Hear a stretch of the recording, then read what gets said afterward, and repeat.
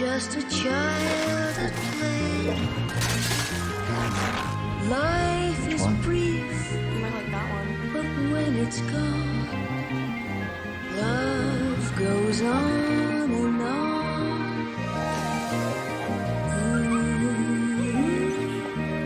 Ivan certainly scoring a lot of runs. Just been a phenomenal start for Dylan Cruz. Now, for Arkansas, listen, let's not overlook what they've done offensively. This is a kind of a revamped group, but nonetheless, they are swinging it with the best of them. Yeah, they're scoring some runs. I mean, 9 runs per game. That's 2 runs per game better than what they did last year. They lost 7 everyday players, but Dave Van Horn goes out. He hits the transfer portal really hard. He brings in some real winners. You can see what Wagner is doing on the year. Leads the club in RBIs and home runs. Sits right at the top of the SEC in that RBI category. So, yeah, Arkansas is just one of the programs, Dave. They don't rebuild. They just kind of reload, and Dave Van Horn has done that this year. Well, good luck today. They get maybe the best pitcher in college baseball, Paul Skeens. A young man transfers from Air Force, where he spent 2 years. Outstanding student coming out of high school, almost a 5.0 GPA, unheard of. It's something Ben and I don't really understand, but we still just appreciate it when we see it.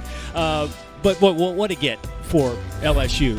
I mean, Ben, he could be the best guy going in the game right now. Look, it's hard to say that he's not. Look at those numbers. I mean, a .59 a yard. The bottom one is what jumps out at me. In a time where I feel like the strike zone has shrunk a little bit in college ball, 59 punch-outs, 4 walks, fastball slider. He'll sprinkle in a few change-ups along the way, but it's a big-time fastball. It's a fastball that's going to average, believe it or not, 98 miles per hour. So Arkansas, while their offense has been really good, they have their hands full today with Paul Skeens.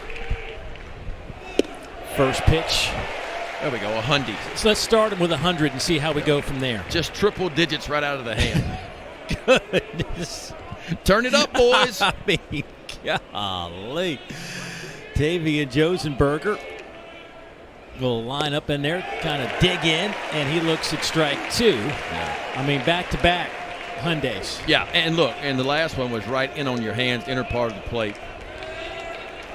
Left-handers hitting .087 against Skeens this year. They're just 4 for 46. Got a piece of that one up in the air left side. Tommy White backpedals, but he'll give way to the shortstop, Jordan Thompson, who then gives way to Braden Jobert. 1 down. This is what Paul Skeens can do from a velocity standpoint. And this is what jumps at me. We see some guys can get into the upper 90s, but not many guys can carry it throughout the game. You see he's averaged 98 miles per hour. The changeup, believe it or not, 90.2 on the changeup. But that's what's amazing. Opening weekend, the first ball out of his hand was 99, and the 98th pitch he threw opening weekend was 98 miles an hour. Here's the 2-hole hitter, Peyton Stovall, stepping in. The sophomore from right here in Louisiana. He has reached base safely in 11 straight games. Was 2 for 10 last weekend against Auburn. There's your first changeup at 92. So 100, 99 with the fastball. Changeup's about 8 to 9 miles an hour slower.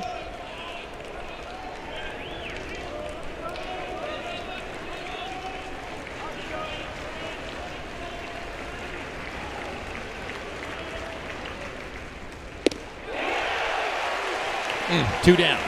You see that velo? Yeah. 102. Folks, this is special. I mean, this is special at any level, big league level or whatever, and good luck catching up to 102. And I'm going to tell you what, Peyton Stovall can hit. He is a hitter that can swing, and that ball's just by him. Well, here's a guy that if he can hit a 102 fastball, it is going to go a long, long way. Jared Wagner, the 3-hole hitter, steps in. 390 with 9 home runs. Wagner riding a 14-game hit streak. Yeah, I watched Wagner take BP yesterday, and I'm telling you what, you talk about ball coming off the bat. It is high exit velocity with him. He looks at his stride. Wagner hit one 470 feet last weekend against Auburn over at Baum Stadium in Fayetteville. He went 4 for 11 against the Tigers last weekend, but behind 0-2 here. Skeens. That one's lifted in the air. A little pop-up and shallow center. Dylan Cruz will make the catch, and a quick 1-2-3 start. Just 9 pitches for Skeens. Tigers grabbing the bats when we come back.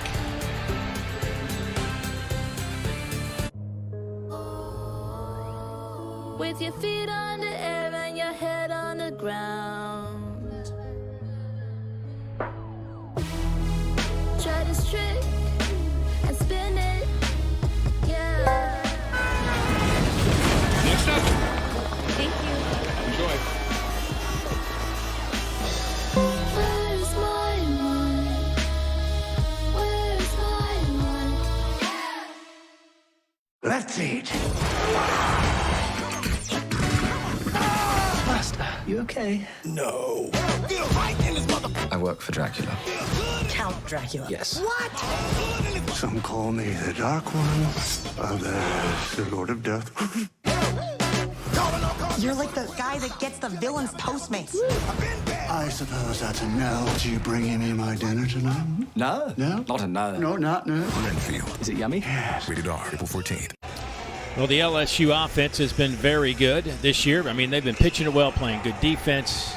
At the end of the day, this is going to have to provide some runs, and they have done so this year. They are averaging 11 runs a game. This is a lineup, and boy, I tell you what, I mean, I don't know that there's a better 2-3 combo in the nation right now with Cruz and Tommy White. They're both swinging it so well. Yeah, you know what? I mean, Dylan Cruz is taking his walks. He's walked a lot this year because he's saying, you know what, the guy behind me can hit just as good as I can. You want to walk me, you face the noise behind me. And it's a potent offense. It's an older lineup, too. Gavin Dugas in his 5th year. Look down towards the bottom. Braden Joubert hitting, Jordan Thompson, Brady Neal, Jared Jones, the freshman DH, putting up monster numbers, too. So it's a lineup that can put pressure on you 1 through 9 for sure. Guy on the mound, pretty good one so far. 4-0, 2.36 ERA for Hunter Holland, the left-hander. He was initially the Sunday guy, and Dave Van Horn lost some pitchers and just kind of trying to figure it out a little bit. Well, he bumped him up to the #1 weekend starter, and boy, that went well last weekend. Yeah, it did. I mean, he takes Hagen Smith out of the Friday night role. He puts him out in the bullpen where he can maybe use him 2 out of the 3 games in SEC play when you get that series on the weekend, and you elevate Hunter Holland, who was really good. I mean, his start against Auburn in that Friday night role, he picked up the win, went 6 innings, only gave up 2 earned runs, walked 3, struck out 3, so a big-time performance for him.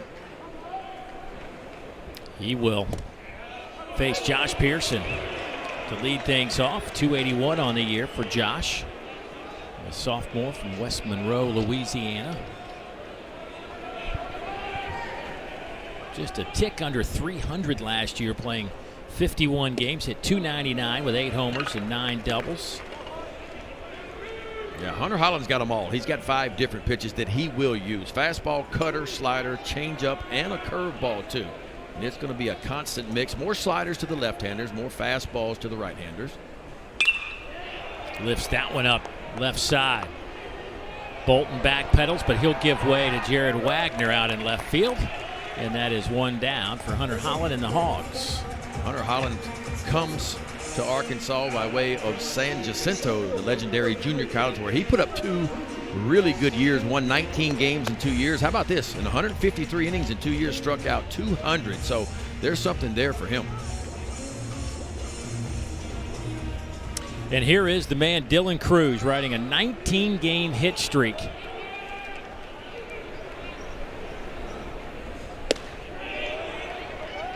So far this year, nobody's really been able to get him out. He's hitting .370 against left-handers. Against right-handers, that number jumps to .610.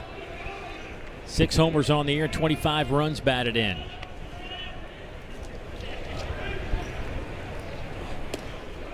He'll look at one down low. The junior out of Longwood, Florida. Yeah, you always wonder when you look at somebody, how can they get better? And for me, for Dylan Cruz, although he was co-SEC Player of the Year last year, his swing decisions have just been better. He's not chasing nearly the balls he chased as a freshman or a sophomore out of the zone. He's staying within the zone. Had a hit in every game except one this year. Went hitless in the second game of the year against Western Michigan.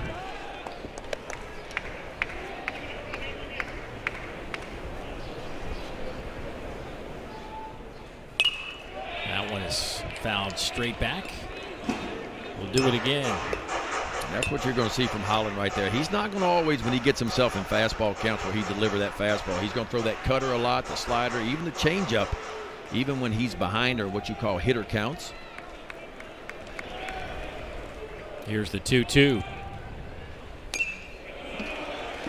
He'll get another pitch. Last year, hit 22 home runs, did Dylan. Was the most at LSU since Ryan Shipp back in 2009.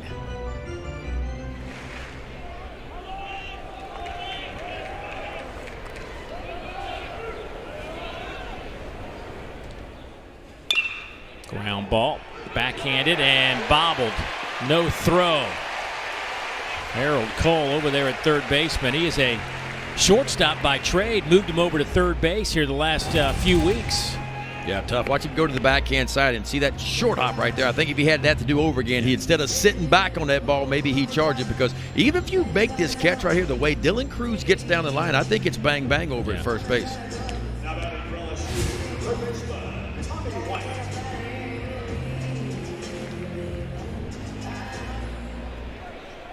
And now you get a runner on for this guy, Tommy White.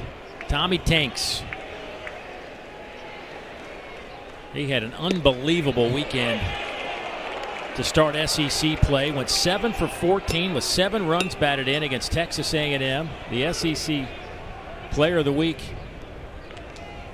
Look how wide his stance is. There's not a whole lot of extra movement. You talk about use the backside. He will hit just as many of his base hits and home runs to the backside of the field as he will to the pool side of the field. And that's what's made a difference. A little bit of a slow start for Tommy this year. He started off 3 for 15, then he got injured the first game of the year. But boy, has he gotten it going as of late.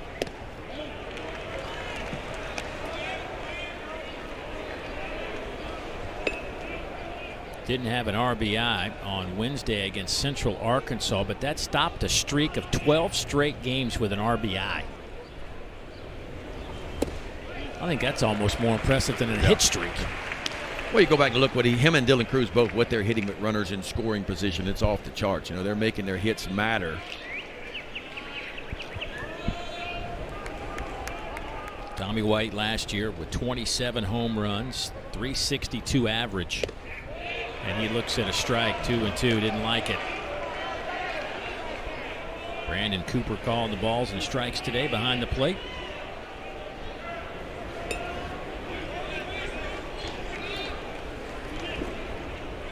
"15-game hit streak for Tommy White."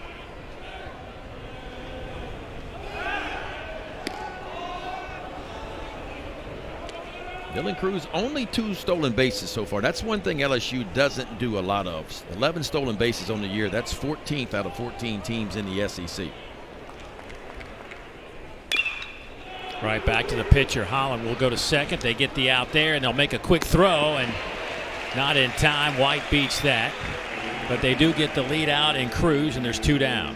I like that from Hunter Holland. So there's a little bit of athleticism. The easy out was over at first base, but instead he catches the ball, squares the shoulder, and fires a dart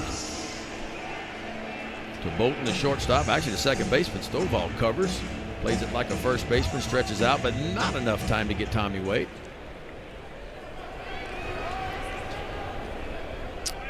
Here's Gavin Dugas, the second baseman. Gavin swinging it well this year, 355. He's got 5 homers.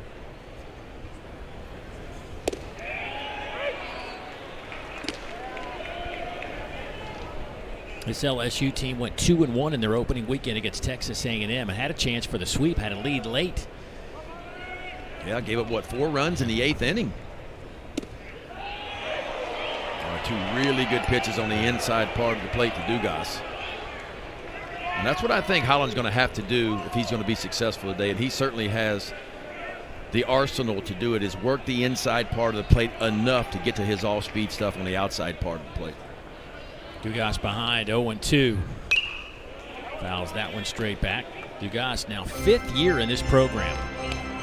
Yeah, and makes a transition to the infield. His freshman year had a few reps in the infield, not many, but then his other 3 years he played the outfield, mostly left field, but makes a transition into second base, and has been solid defensively so far.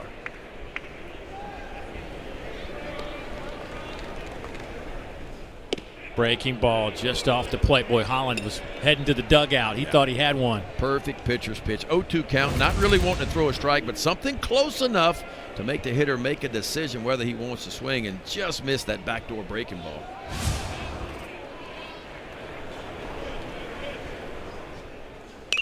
Delivers again. It's fouled straight back.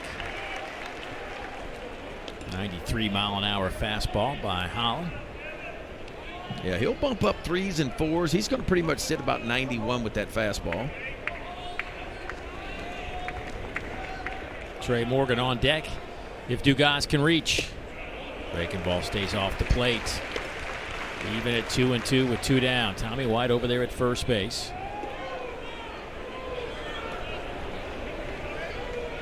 Dugas 2 of 9 last weekend against Texas A&M. A career .295 hitter with 32 career home runs. Way out in front.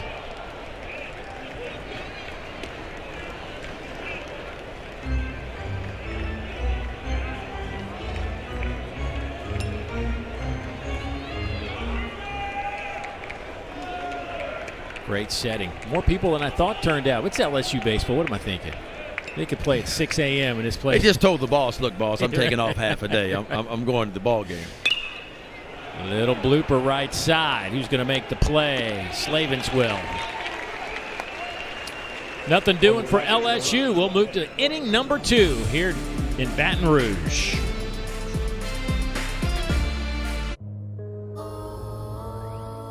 With your feet on the air and your head on the ground. Try this trick and spin it, yeah. Next up.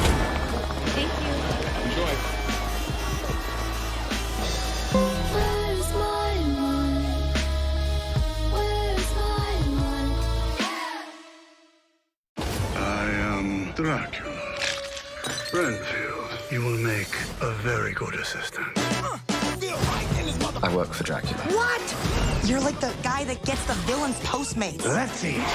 I do other stuff too. Like what? Wash his cape? No, that's dry clean only. I attend to his needs, especially during daylight hours. Buster, you okay? No. Renfield. Is it yummy? Yes. Rated R. April 14th. Well, the Arkansas Razorbacks making their first true road test of the season. They're 2-1 in neutral site games, but this has been a club that has battled through some injuries, specifically in their pitching department, but they have found a way to pull off the sweep in the opener against Auburn, and have won 14 straight, which is the longest in-season streak since you got to go back a couple decades. Man, that's crazy to think about that. But here we are, Ben, scoreless move to the top of the second inning. Yeah, Dave Van Horn just continues to win, and it's an amazing stat when you look at it. 20 full seasons at Arkansas, 7 College World Series appearances in 20 years for Dave Van Horn. Got another good team right in front of him here as Brady Slavens will lead things off. So we have now seen 10 pitches from Skeens, and they have all been strikes. And I think every fastball's been 100 to 102. Right in there. I mean, really, what are we looking at? You know, he's a robot. It's just different. It is just different. Took something off, 99. Crowd thought it was a strike.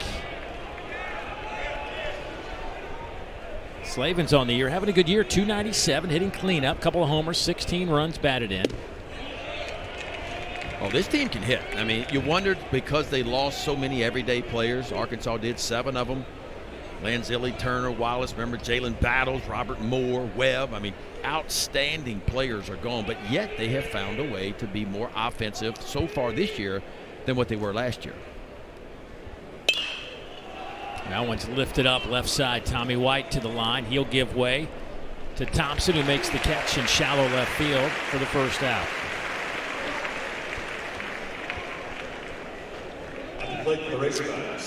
Skeens, 6'7"-ish, 250 pounds. Yes. Yes. So there's a reason it comes out of his hands a little differently. Yeah, and look, although it's averaged 98 this year, because of his length, when he lets the ball go, he's a little bit closer to home plate than most guys are. So actually, that 98 you're seeing on the ticker there is actually playing above that because of where he releases the ball so far out in front.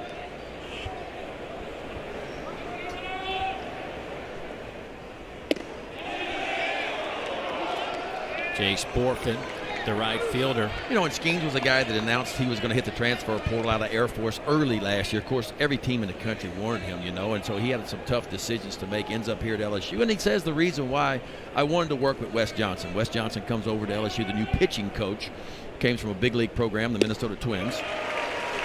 And Skeens said that was big because where I want to go is to the big leagues, and where I think I'm going to end up in the near future is in the big leagues, and I want to work with a guy that's actually coached in the big leagues. I think that was one of the big reasons why he chose LSU over other programs. And let's not forget, Skeens thought he had one there. He thought he had to strike out instead. We'll reset it at 2-2, but young man, we forget that he was a two-way guy. Two-time John Olerud national winner for two-way players. Oh. There he is. That's just not even fair. Let's take a look at the pitch sequence here. A lot of balls on the outside part of the plate. Watch where the pitch sequence goes. So fastball down and away for strike one. Misses up with the heater, so 1-1 count. Another fastball up to get ahead 1-2. Ball runs off, so 2-2. So everything's away. And then when you do that, there is no chance for a hitter when he's seen 4 or 5 balls on the outside part of the plate, then you paint one on the inside part. Kendall Diggs now.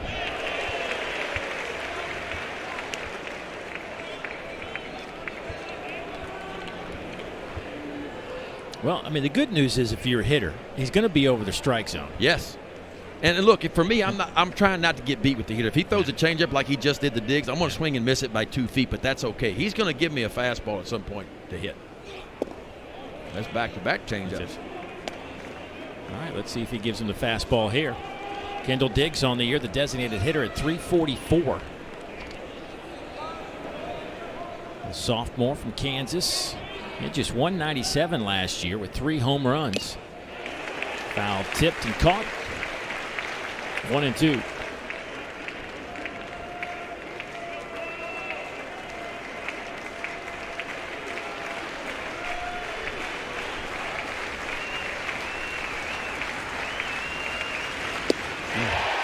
Another quick inning for Skeens. 99 miles an hour past Diggs. 6 up, 6 down for LSU. Sometimes it's just not fair, Dave Neal, and when you can run it up to 102 and you can spout on the inside part of the plate, it is not fair. We are scoreless going to the bottom of the second.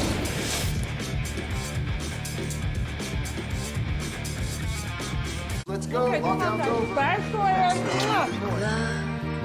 It seems like only yesterday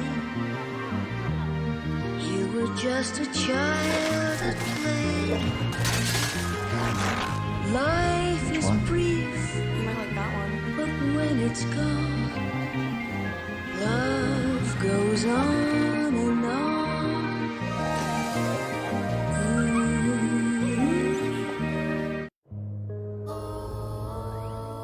With your feet on the air and your head on the ground,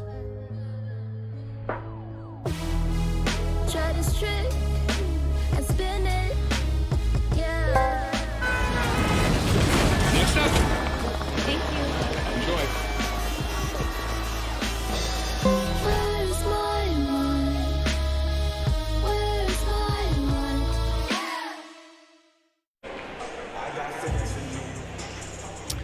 There's the man running the show. Jay Johnson now in his 2nd season here at LSU. And, well, he went out and found him some players, and he said, enough of this not going to Omaha stuff. I'm going to put together a team that's going to compete. Yeah. I mean, it's not very often you bring in the #1 transfer class and the #1 recruiting class in the country. That's what Jay Johnson did, and that's why LSU sits at, #1 in the country right now. Preseason #1. They've backed that up to this point in the season so far.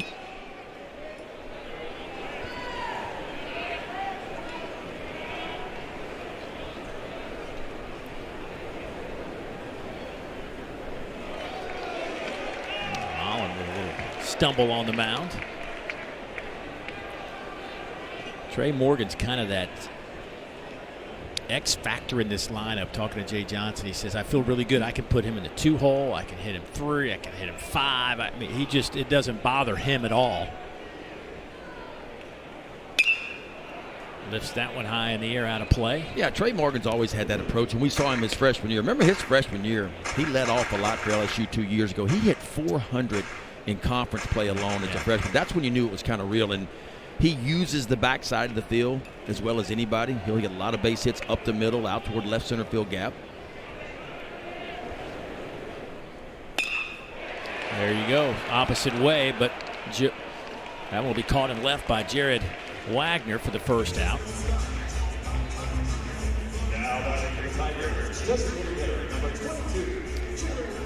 And here comes our designated hitter, Jared Jones.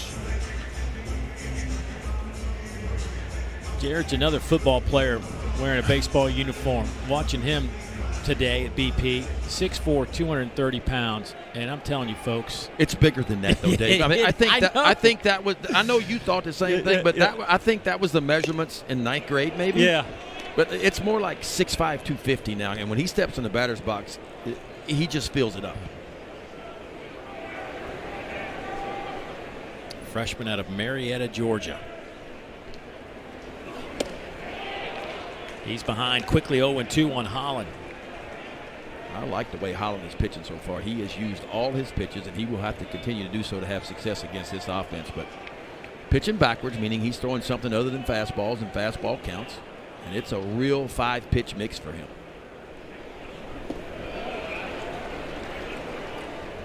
Jones, catcher in high school, came out as the #1 catching prospect in Georgia, top 5 nationally, but he's actually, from a defensive standpoint, they've turned that over to Brady Neal, another freshman.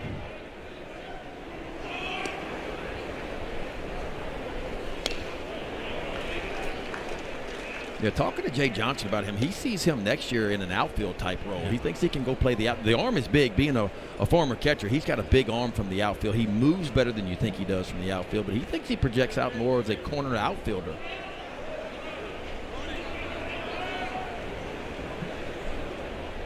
The 1-2 on the way. Got him.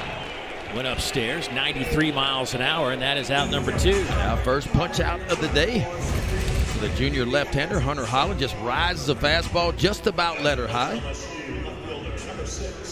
And that's where you want to pitch those guys. Those guys, like Jared Jones, that has a big bottom-to-top swing, more of an uppercut swing, and you can get ahead and elevate a ball. Their timing has to be absolutely perfect to catch up to it. Braden Jobert, the left fielder. First pitch he sees pops him up. Cole, the third baseman, waves everybody off, makes the catch, and that'll do it. Nice inning. 9 pitches for Hunter Holland. We've played 2 scoreless. Right-hander Paul Skeens has not disappointed so far today. 3 punch-outs in 2 innings, and boy, when he's working that fastball on the inside part of the plate, it is deadly. Fastball been up to 102 for Skeens. Comes in with 59 strikeouts and only 4 walks when the day began today. You see the 3 strikeouts, no hits, no walks so far for Skeens. 22 pitches, 17 strikes for Skeens. Hunter Holland on the other side, 22 pitches and 15 strikes. Both guys seem to be locked in today. And I got to think, if you're Hunter Holland and you get a chance to be on the road here in Baton Rouge and face a guy like Skeens, you've got to be amped up a little bit more. And to control that has got to be a vital piece to success. No doubt. And look, Arkansas's used to playing in front of big crowds. Obviously, their home crowds are as good as anybody's in the country. And, yeah, when you know you're facing a guy like Skeens, you know your offense probably not going to get a lot of runs, so you got to go out there and try to match him the best you can. First ball off the barrel. Cole just smashed it, but right at Tommy White, and that's 1 down. Yeah, Cole sitting on a first ball fastball, and he gets one and puts a barrel on it, unfortunately, right to the LSU third baseman, Tommy White. First ball hit hard today off of Skeens. Tommy White got a lot of bling going on right there, Dave. He does now. He's not bashful about his chains. Parker Rowland, the catcher, hitting 8th in the lineup, looks at a first pitch strike.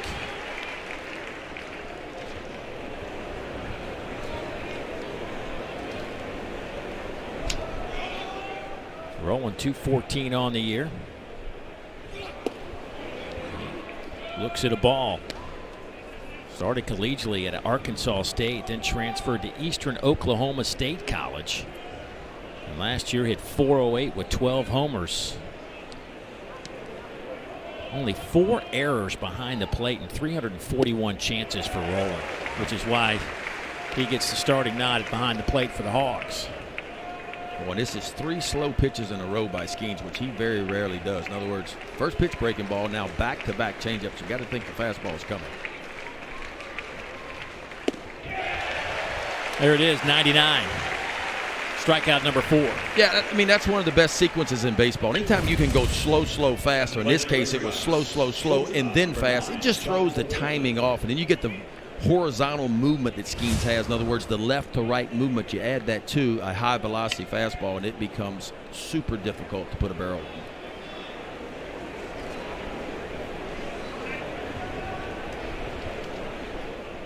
John Bolton, the shortstop, and the 9-hole hitter. So how about this? Skeens has started every batter off in this Arkansas lineup with a strike. He's 9 for 9. Fouled straight back. That's what's amazing to me is that in a time where, no doubt in my mind, the college games I've watched this year, the strike zone is a little bit smaller than what we typically see it. And yet he's walked 4 guys now in his 6th start of the season. Closing in on 33 innings. That one is up. It's 1-2. Bolton 2 for 9 last weekend against Auburn. He transferred in from Austin Peay. Started really at Hines Community College, then Austin Peay. Out of Memphis, Tennessee.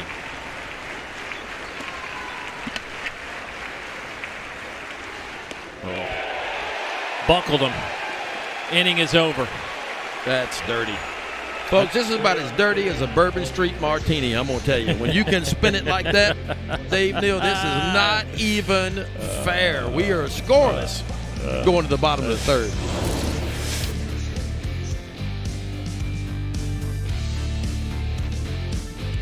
I am Dracula. Renfield, you will make a very good assistant. I work for Dracula. What? You're like the guy that gets the villain's Postmates. Let's eat. I do other stuff too. Like what? Wash his cape? No, that's dry clean only. I attend to his needs, especially during daylight hours. Master, you okay? No. Renfield. Is it yummy? Yes. Rated R. April 14th. With your feet on the air and your head on the ground. Try this trick and spin it, yeah. Next up. Thank you. Enjoy. Where's my mind? Where's my mind? Welcome those of you who are watching Will Levis throw the football around for a little bit in Kentucky Pro Day. We have got some live, real baseball. Top 5 matchup here in Baton Rouge. Arkansas ranked 5th, LSU number 1, 2 19-2 teams. This has been all about pitching to start this one as we move to the bottom of the 3rd inning. Scoreless between the Tigers and the Hogs. Hunter Holland on the mound for Arkansas. He has been off to a really good start. 31 pitches, 22 strikes. He has allowed a single to Dylan Cruz. Yeah, and he has used both the inside and the outside part of the plate really well. And in these counts right here, in plus counts, he's been able to fish in something other than a fastball to keep LSU off balance. Jordan Thompson to lead things off here, the 8-hole hitter. Grady Neal, the catcher, hitting 9th on deck. And then the top of the lineup, and Josh Pearson here in the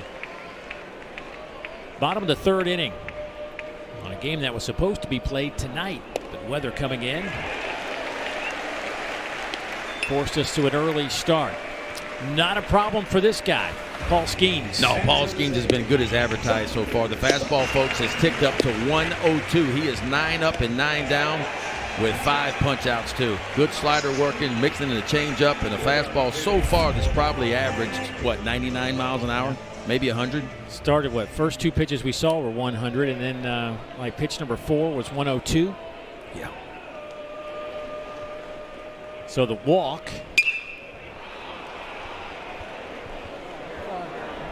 And now the pop-up, and that one will be caught by Wagner. Well, we've seen, 4 balls already early in the game hitting that same little triangle over there behind the third base bag. I like the approach by LSU because Hunter Holland throws so many all-speed pitches, you almost have to sit back and use the backside or use the opposite part of the field. But right now, that fastball's got a little bit of carry to it, so some weak fly balls out to left field so far by the left-handed hitters for LSU. Arkansas at 19-2, LSU at 19-2. Josh Pearson, leadoff man. He started the game for LSU with one of those little pop-ups we just saw, fielded over there by Wagner. 273 on the year. Thompson, 4 out of 6 in the stolen base department over there at first base after the walk.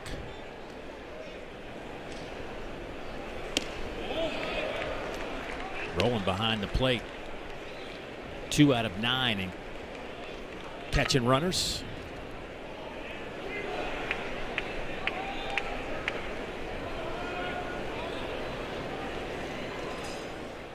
Fouled straight back.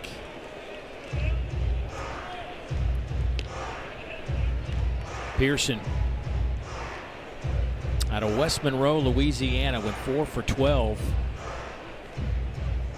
over the weekend against Texas A&M. Yeah, a young man that wasn't getting much run, wasn't getting much playing time early in the year.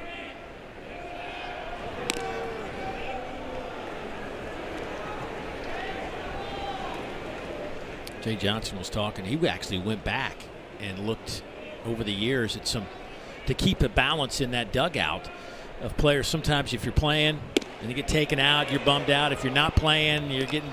So he went back and he documented for these guys, because this is such a talented roster. Guys that maybe didn't play earlier in their career, but eventually became the man or part of the successful team, and guys that maybe played a lot early came back later and had an impact. So he went back and documented for all these guys to, hey, keep your minds right, because this is going to be a roller coaster.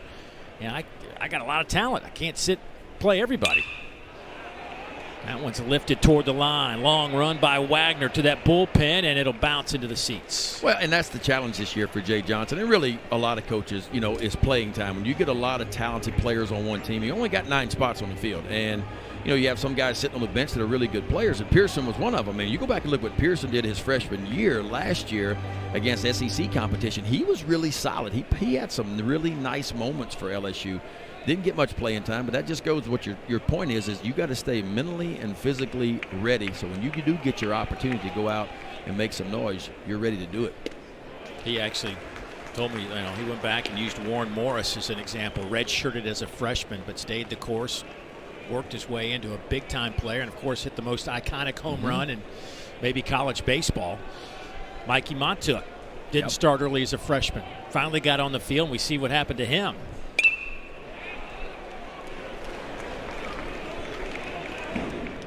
Well, we see it all the time. How about Wyatt Langford over at Florida, right? Yeah. You couldn't even get him on the field his freshman year. Couldn't even get in the lineup, And then all of a sudden he goes from that to putting up a monster year.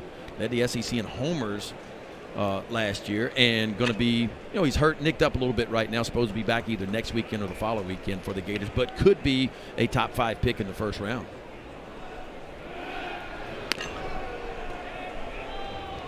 Two and two on Pearson.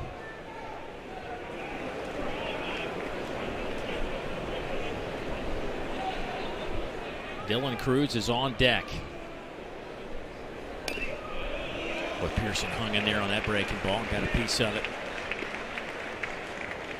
Paxton Kling, the true freshman out of Pennsylvania, was in that leadoff spot last weekend for LSU, but had some struggles, had it, hit the wall like a lot of freshmen do from time to time. And so Jay Johnson decides to make a change, and Paxton Kling goes to the bench. You put in Josh Pearson in that leadoff spot.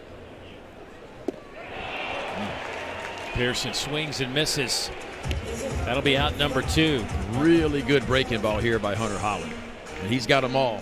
If you missed it, it's 5 real pitches that he will use. Fastball, cutter, slider, curveball, and occasional changeup, but mostly to the right-handed hitters.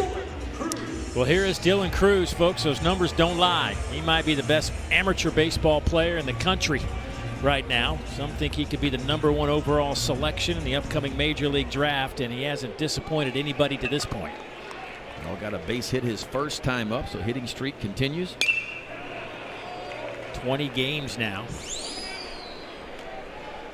Here's what's impressive about Cruz. I mean, he's always, since the time he's been 13 years old, has been a Team USA guy, projected this, projected that, was a first-rounder, going to be a first-rounder, come out of high school, wanted the college experience, comes to LSU. And in his draft year when he could get drafted, a lot of kids can get sideways and put a little extra pressure on themselves. But Dylan Cruz has just kind of stayed the course and says, this is who I am, this is what I do. I'm not going to try to do more than what I've done before.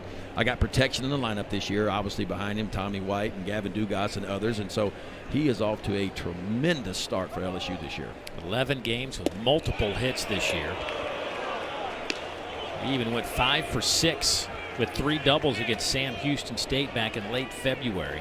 Guy's been hitting since he got here. Matter of fact, hit 18 home runs as a freshman, which set the LSU freshman home run record, surpassing Mike Fontenot's 17 back in 2000. Wow. Oh, nasty. Just fantastic work by Hunter Holland. Gets the strikeout of Cruz. When we come back, we will talk with that man about his program, his team. Jay Johnson will join us. Stay with us. LSU Tigers came in as the preseason #1 ranked team, and they have not disappointed. Continue to roll through opponents, sitting here at 19-2 this weekend. Some transfers came in to really help things out. Tommy White, Paul Skeens among those, and Dylan Cruz just doing Dylan Cruz things, folks. He is fun to watch, one of the best players I've had an opportunity to cover in 25-plus years. And the man that gets to watch him every day joins us now, Jay Johnson. Coach, thanks for joining us up. Big picture, first of all. Obviously, we talk about being preseason #1. Always can be a dangerous thing, getting a team ready for a season. How has this team handled all that? Yeah, as good as you can. We have great player leadership, the guy on the mound, the guy in center field. They're the best players, but they're also the best people. So there's a lot of good examples for everybody to emulate each other around here, and it's been great. Coach, talk about your decision to Pearson in that leadoff spot. Had Kling there last weekend, decided to go with Pearson this weekend. Yeah, Josh has just been through this SEC deal one time and was one of our best hitters in league play last year. You know you're going to get a professional at bat out of him, and he just kind of had waited his turn. He didn't get off to a great start in the early spring, but we feel good about getting him back in there. All right, buddy, we'll let you get going. Thank since you. We're playing. Hey, Johnson. You got to get back over and watch this guy pitch. Davian Josenberger, leadoff man, flew out to left field. His first time up. This time turns on one. That's going to drop. It's going to one-hop off the wall. Josenberger with some speed will dive into second base. His 6th double of the year. Boy, that is a nice piece of hitting. 0-2 count. And I'm going to tell you, this was not a bad pitch. Watch where this pitch is. Right on the inside part of the plate, but Josenberger gets those hands in tight to his body and finds the barrel and rockets this ball one hopper off the wall. So a leadoff double by the Hogs here in the top of the 4th. They got something brewing. That was nice. Anytime I see a hitter on an 0-2 count be able to get to that ball at that velocity, it tells me one thing. He's not respecting anything off speed to be able to get to that ball at 98 miles an hour on the inside part of the plate. So Skeens will pitch out of the stretch, and he gets this one right past his catcher Brady Neal, and that will move Josenberger over to third base. So with nobody out, the Hogs in some business here. Yeah, first time out of the stretch, and you're right. So sometimes the first time out of the stretch can be a little bit different when you go from wind up to stretch, and this ball's nowhere close to where it needs to be. Gets by Brady Neal. LSU looks like they're going to push the middle infielders back, so they'll concede the run on a routine ground ball. Corner guys, Tommy White's got even with the bag at third. Stovall looks at another one on the inside. It's 2-0.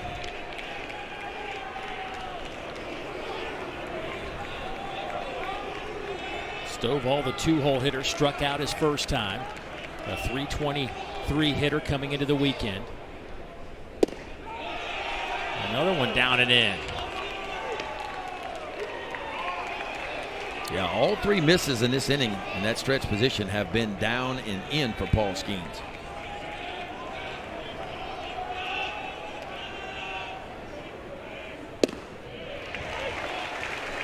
And if I'm Paul Skeens right now, I'm not worried about the runner at third. I'm going to play this like nobody's on. I'll give up 1 run here early in the ball game. I'll trust my offense. It's averaging 11 runs a game to get me a couple of runs later on, but I'm not going to compound it for a crooked number.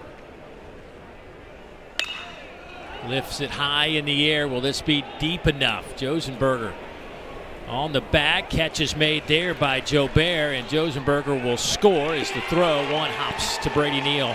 And the Hogs have an early 1-0 lead against LSU. Well done by Peyton Stovall. Runner at third base, less than 2 out. Don't need a base hit to score run. Find a way to score the first run of the game. Gets the ball elevated, pushes it just deep enough out to left field, and the Hogs are up 1-0. That is just the third run allowed by Skeens this year. This is his 6th start, and he's up to 34 innings of work. LSU behind 1-0. And here is Jared Wagner. Flew out to center field his first time up.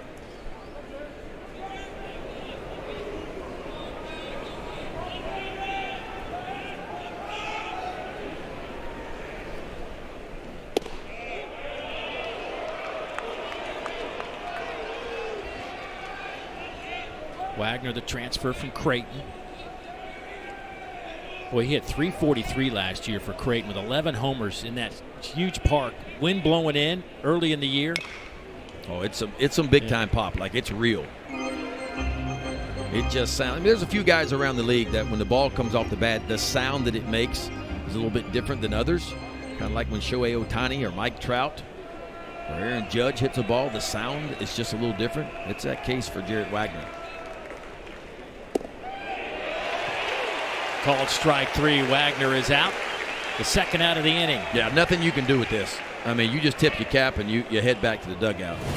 This is a paint job with a breaking ball. You see where Brady Neal says right-hander, I want it right here on the outside part, exactly where it's delivered. First baseman, Brady Slavens. Brady Slavens popped up his first time up. Third year at Arkansas after starting at Wichita State, then Johnson County Community College. Slavens has reached base in 12 straight this year. Slavens last year at the College World Series hit a 436-foot home run, which was the longest recorded home run in College World Series game at Charles Schwab Field. Wow. Yeah, there was a time when you couldn't even hit a ball out of that ballpark. I remember the first year we did the College World Series there, I think it was 3 home runs hit in 18 games. That's it.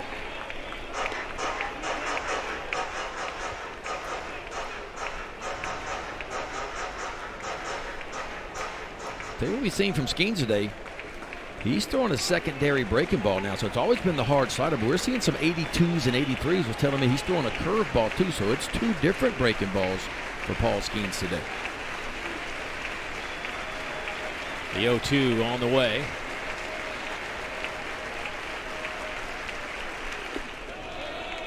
See, that's your hard slider, 87, 88.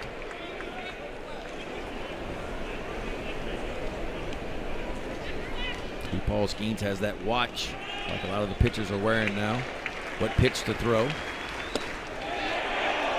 100 miles an hour just off the plate, no swing. So it's 2-2. So the catcher has a watch on, the pitcher has one on, the middle infielders, pretty much all the infielders have one, so they know what pitch is coming, what location, in case they got to bounce a step or 2 in one direction.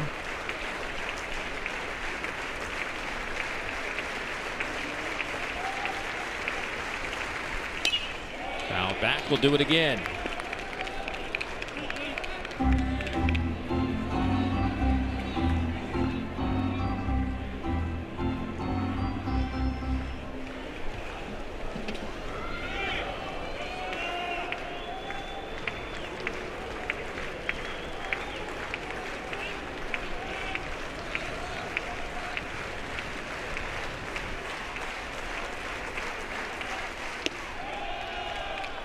It's run full. Skeens has only walked 4 batters in almost 35 innings.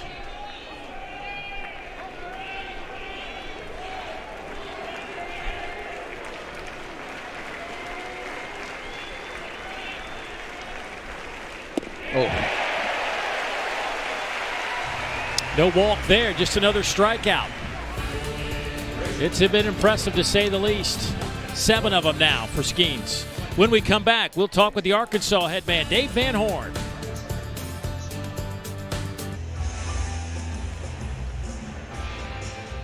Well, we were hoping to get Coach Van Horn, but he got busy doing something in the dugout. We'll hope to get him a little bit later. But here's a look at Arkansas's recap. And, you know, we talk about this LSU team off to a great start. Well, so has Arkansas. And they've done it. They've had some injuries along the way, riding this 14-game win streak. They just swept Auburn over the weekend, outscored the Tigers 21-5. And, you know, one thing I like about Dave Van Horn's team, and it's been this way since I've known the guy, man, he'll just take just make sure he has enough to play a game. Yeah. And he'll go play anywhere and do whatever he can to win ball. He'll figure it out. Yeah. And look, he's done that his entire career. And you mentioned all the wins and where he ranks now. And look, this is what, his 35th year of being a head coach in college ball, now 62 years old, 21st year with Arkansas.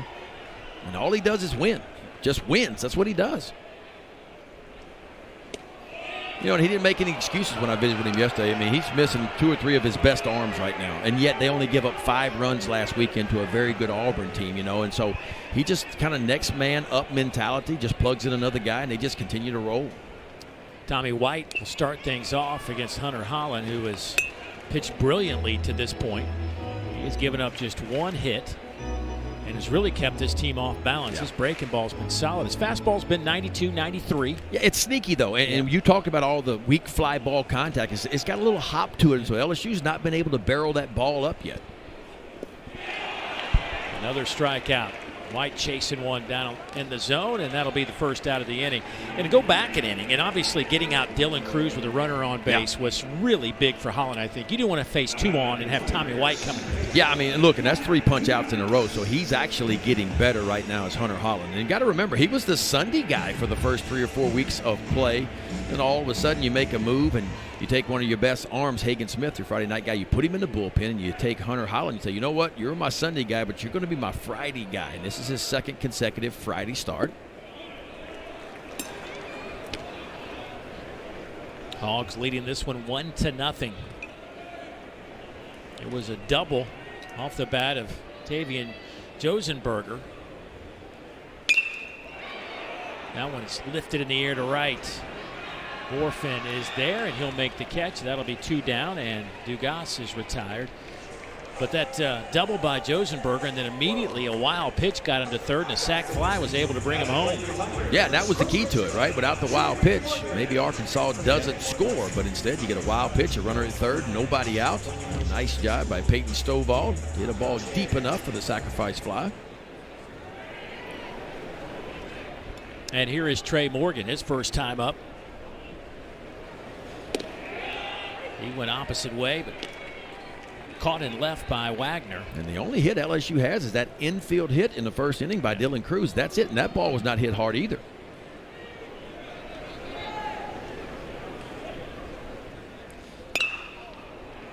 That's a little blooper. Slicing foul, and Bolton almost caught up to it. Yeah, John Bolton, shortstop, transferred in from Austin Peay. Really no chance for the third baseman, but the shortstop is the only one that has a chance, and just a step short.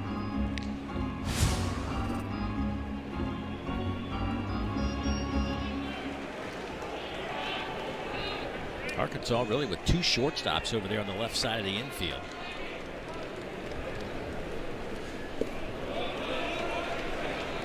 Errol Cole was a shortstop when he came into the program.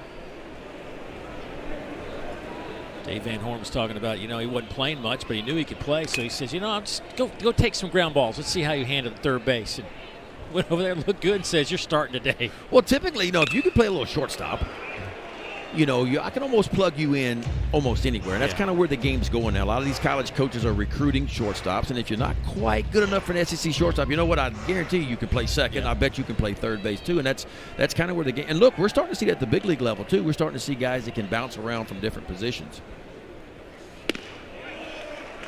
See, that's what Holland likes to do right there. He kind of shows you the fastball, make you think he's going to get you out with it, but then he'll go to one of those 4 secondary offerings that he has, and he's used them all. That almost felt like a show pitch to get to something else to me.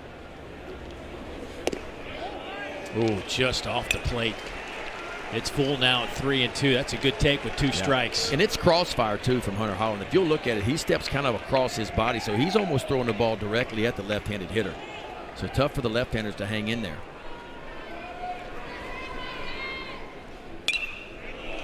Do him another breaking ball, fouled out of play. So I was kind of surprised LSU went with 4 left-handers in the lineup versus a left-handed pitcher.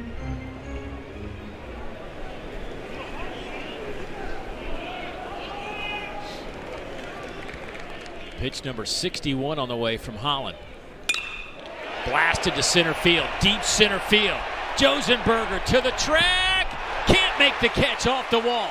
Trey Morgan will round second. He's on his way to third. There will be no throw. A stand-up triple, his third of the year. Didn't miss it by much. Oh, the captain is in the house. Captain Morgan.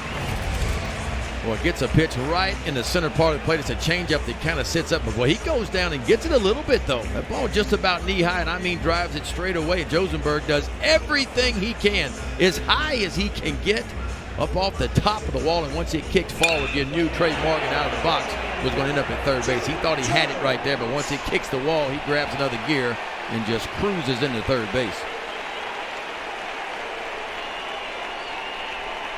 So with 2 outs, here's Jared Jones, the freshman. He will look at a ball.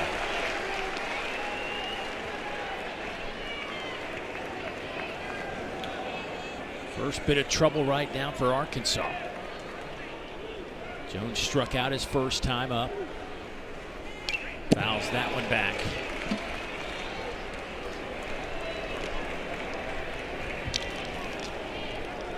Jared Jones.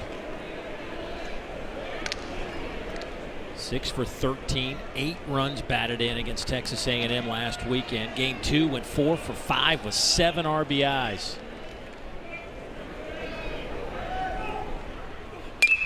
Ground ball just foul. Boy, Morgan had to hit the deck. That almost hit him right between the 1 and the 8. Yeah, I don't know how close I want to be to home plate with this guy's in the box. This is just a ground ball down the line, and Trey Morgan, look out! Oh! Yeah, we could laugh now. Yeah, it's funny from up here. It ain't so funny down there. Breaking ball. This one's going to get away. Here comes Morgan to throw home. Holland had plenty of time.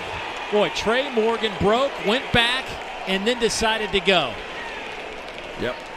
Boy, he hesitated, and that hesitation cost him. If he'd have went as soon as the ball kicked away, I think Trey Morgan tied this game. But instead, a little bit of hesitation. A nice job by Holland to apply the tag to get the Hogs off the field up 1-0. Friday afternoon baseball here in Baton Rouge, Louisiana, on the banks of the Mississippi. Some weather coming in this weekend has disrupted things, but boy, what a gorgeous day to get this series started. A top 5 showdown, Arkansas and LSU. And really, this was a highlight between innings. We thought Red was going to come back. He was gaining ground for a second, then all of a sudden it was man down. You and I should go do that one time. Just one time. I tell you what, tomorrow tomorrow could be me and you. You know what? It's going to be a long day tomorrow. I'm glad you brought that up. As Arkansas leading 1-0 here. Borfin steps in to lead things off. But doubleheader tomorrow, folks. There was a lot of rumors circulating the last few days about how this series, obviously we changed from a night game to a day game today because weather coming in a little bit tonight. Clear out tomorrow. It's supposed to be beautiful tomorrow. Sunday's looking horrible in terms of playing baseball. So it's going to be a doubleheader tomorrow beginning at 1 o'clock local time. And then game 2 will begin at 6:30 tomorrow night. So here's a look at, we'll be on the SEC network for game 2, 2 o'clock Eastern, 1 Central, and then 7:30 Eastern time tomorrow night, and that'll be on SEC Network Plus. Yeah, weather is terrible on Sunday. No way to play on Sunday. 100% chance of rain. So they're going to play 2 tomorrow. 2 9-inning games, I guess. Yes. Skeens, nice breaking pitch. Borfin out. Yeah, and this is the secondary breaking ball. Now, we've always seen Paul Skeens so far this year. It's been hard sliders. You know, slider 88 to 91. But this one he takes a little bit off. A little more depth to it. That's almost got like a curveball action to it. So something new for Paul Skeens, like he needs anything new in his arsenal. 8th punch out of the day. And here is Kendall Diggs. He will look at 97.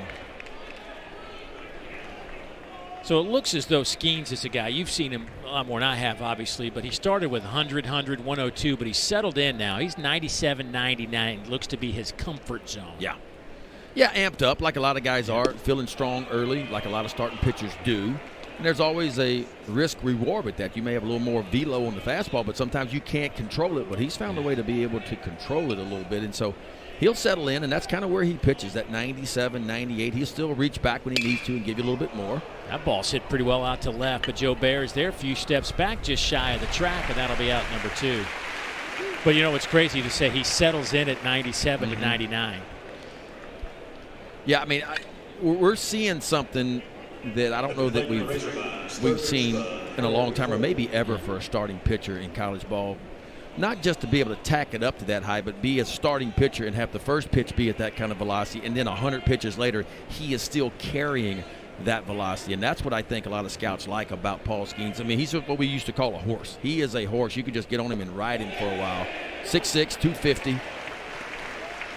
And there's not much fall off there. And I'm going to tell you, Dave, from what I've seen, you could almost take him in about 3 months and plug him into the back end of a big league bullpen right away. You know, I think there's going to be a learning curve to be a starting pitcher in Major League Baseball, but the stuff plays.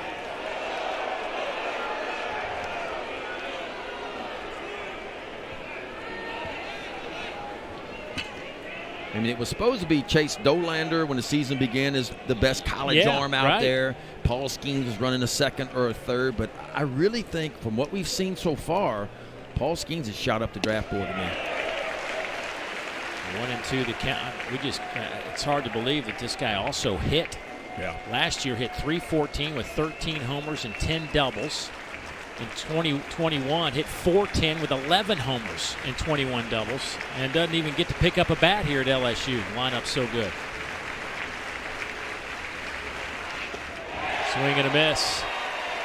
And Cole is out. Inning is over. An effective, efficient inning for Paul Skeens. 1, 2, 3. Well, Paul Skeens gave up 1 in the last inning, but he punches out 2 in this one. Arkansas still up 1-0. Week 2 of the Southeastern Conference League play schedule, and we've got a good one here. But LSU came in as a preseason favorite 5 weeks in. They're still number 1. And how about Tennessee last weekend? Missouri gets them. They swept them. First time since 2019. Tennessee had been swept. South Carolina might be the most untold story in college baseball right now. Missouri's now in the top 25. South Carolina's really been struggling the last few years. Some years they've had some good arms, so they get hurt. Some years they can't hit. They've got it put together right now under Mark Kingston. Yeah, you talk about South Carolina, you know, what's jumping off the page is the home run. So last year, 2022, in 55 games, South Carolina hit 58 home runs in 55 games. They got 56 home runs right now through 22 games. I mean, what is going on? Here is Jared Jones, who was at the plate when Trey Morgan tried to steal home on a ball that just got away from Parker Rowland, but not far enough, and they easily got him to end the inning. So Jones gets another look here at Hunter Holland and fouls that one back. It's 2-2, and can't say enough about this young man. And you brought it up. He was supposed to be a Sunday guy, but Dave Van Horn slides him into that front end of the rotation. And so far, he has kept this awesome LSU offense and look, off balance. To me, he's gotten better. Like the third and the fourth inning was better than the first 2 innings. Boy, popped him straight up in the air. Who's going to make the play? Second baseman Peyton Stovall comes in there. First out. Hunter Holland, got a lot of experience in junior college at San Jac. He was a 2-year starter, so he got 34 starts under his belt, 153 innings in those 2 years of work.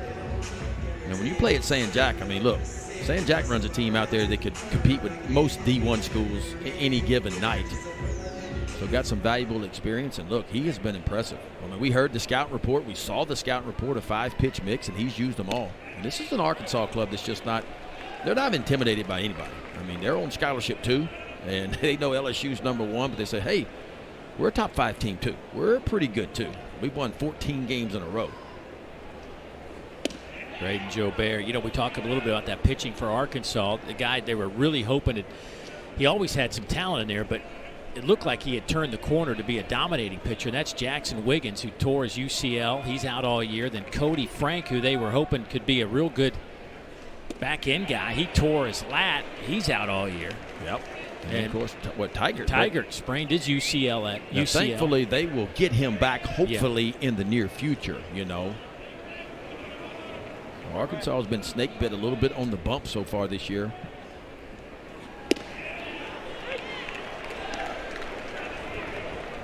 You know, talking to Dave Van Horn about Wiggins, he really felt like he could have been a dude for them. Yeah, a big arm. I mean, it's the upper 90s fastball, too. And he was going to be the most probably their Friday night guy.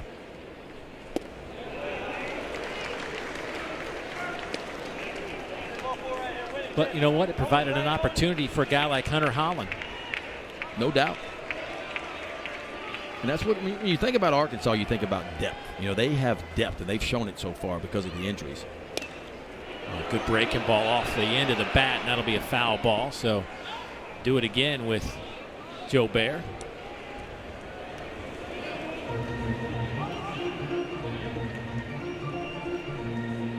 Thompson is on deck. He hits 8th, and then it's Brady Neal.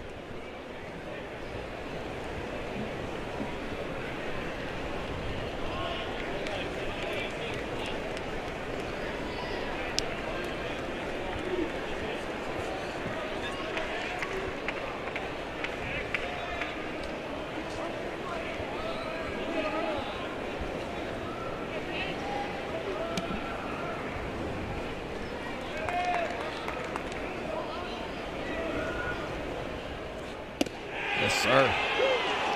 Boy, the confidence from Hunter Holland right now. Jobert didn't like the call. He just continues to spin it, does Hunter Holland. This is the front door breaking ball. So as a hitter, you give up on this one. You see it inside, out of the hand, and it just oozes right back over the inner third of the plate. You can't do it any better than that right there.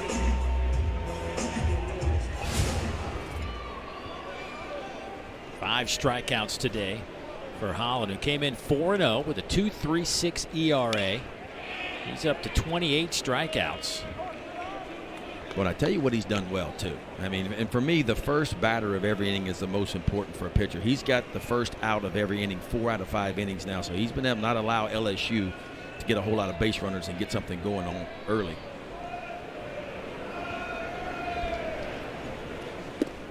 Thompson swings and a miss. Thompson is the one who walked back in the 3rd inning, but then Holland buckled down, got a fly ball, and then back-to-back strikeouts.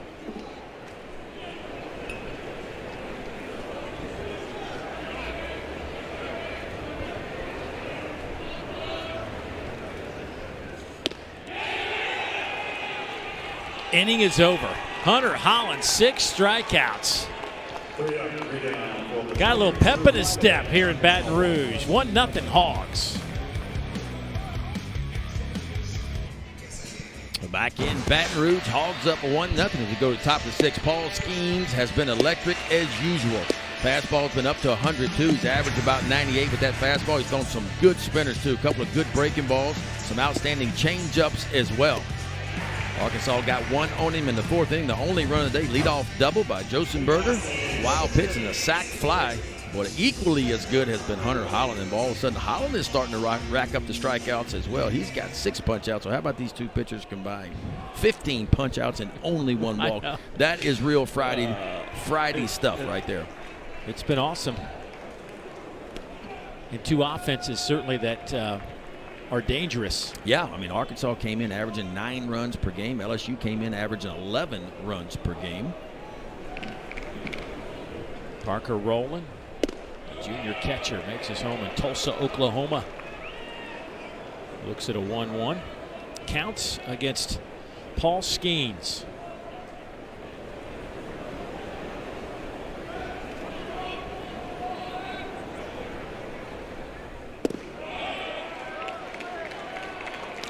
Hopefully we'll be able to talk to Paul tomorrow during the game. Give him a headset down that dugout. I'm anxious to walk through this little pre-pitch routine with him tomorrow.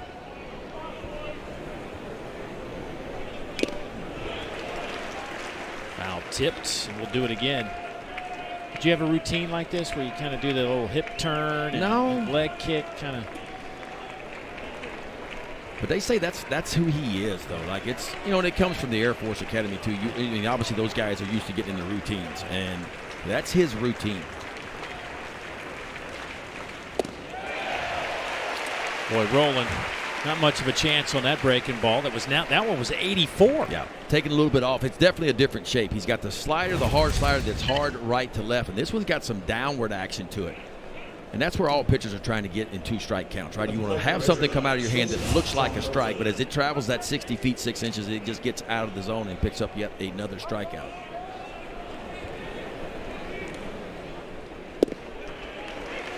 So Paul Skeens now double digits in strikeouts every one of his starts so far this year. It helps when you go 16 of 18 first pitch strikes.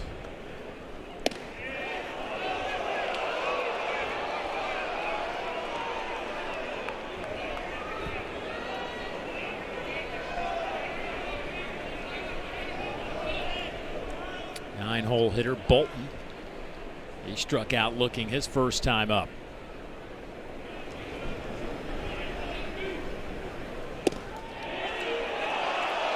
Here's his pre-pitch routine that you were talking about, Dave Neal. Kind of sets right there, a little cock to the right, picks up the left leg, and comes in a set position. And it's every time.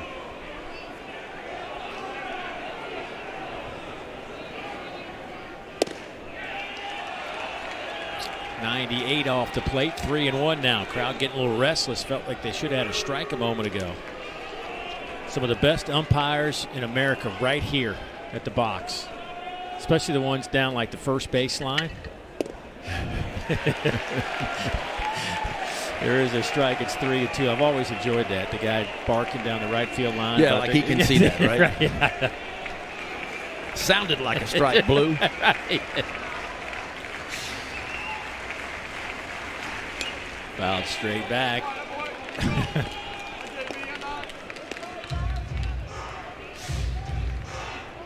My wife's pretty good at that, calling balls and strikes from about 150 feet away. Especially when your son's pitching. Yeah, exactly. He never throws one out of the zone.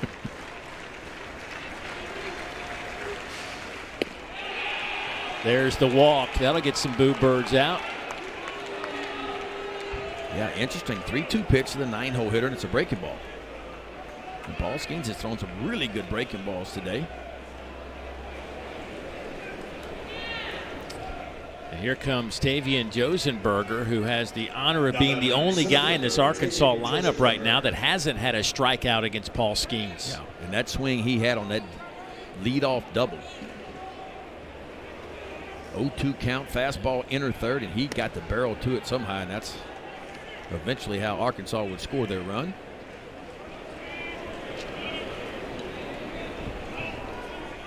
Bolton over there at first base, no stolen bases on the year.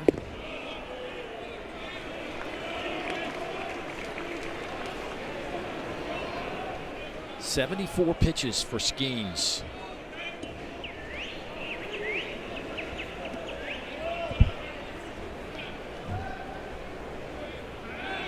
He had a season high his last time out against A&M through 106 pitches.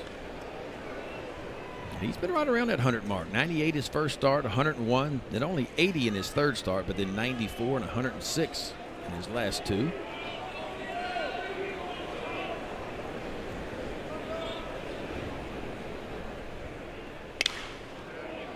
Oh, it's popped up out of play.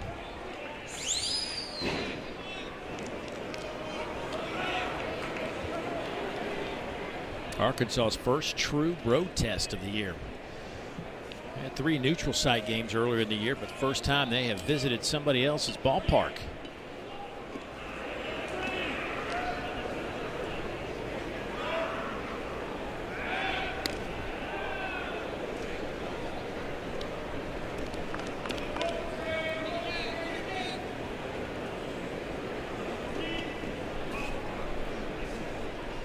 Boy, a quick.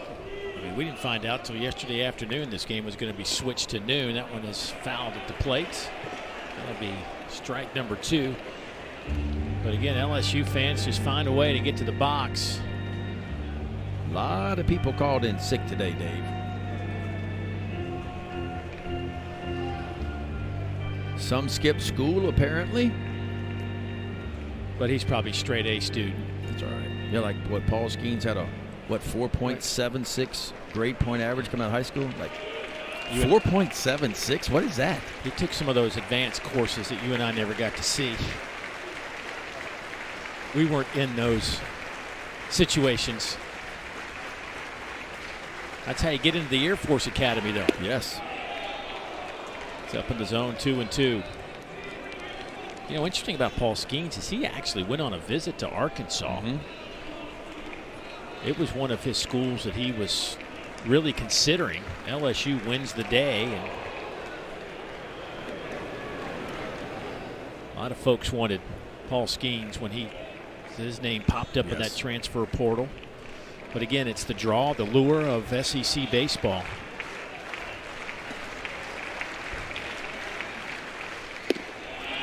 He had a great quote talking about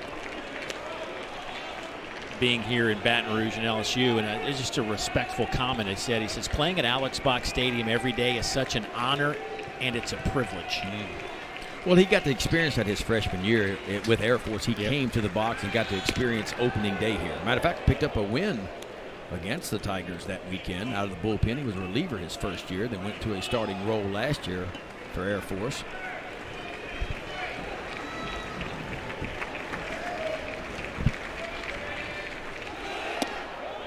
And there is a walk. Boy, how about this? He came in with 4 walks on the year and now has posted back-to-back walks. Yeah, he's starting to miss jerking the ball on the inside part of the plate. That's where a lot of his misses have been. And pitching coach Wes Johnson's going to jog out for a quick word. Yeah, pitching coaches and head coaches making the trips out to the mound in the SEC, they've had to get on a 6 to 8 week training program because they only got 30 seconds now. Often think about that. I mean, there's no way Coach Skip Bertman makes it out in 30 seconds and back. Like, it ain't happening, you know. But, yeah, you got to be in shape because that's what when you come out of the dugout, you got 30 seconds to say what you're going to say and then quickly get back to the dugout. Well, you know, I was kind of anxious to see how our buddy Mike Bianco would do it, head coach at Ole Miss, you know, but old coach, man, he had a nice little jog, good pace to it out there the other day, last weekend in Nashville. He got back in 30 seconds. Everybody's adapting to the new rules. That is just an SEC thing right now, the 30-second mound visit. So you got 20 seconds when you receive the ball back from the catcher. You got 20 seconds to toe the rubber and begin your motion towards home plate with a runner on or without a runner on.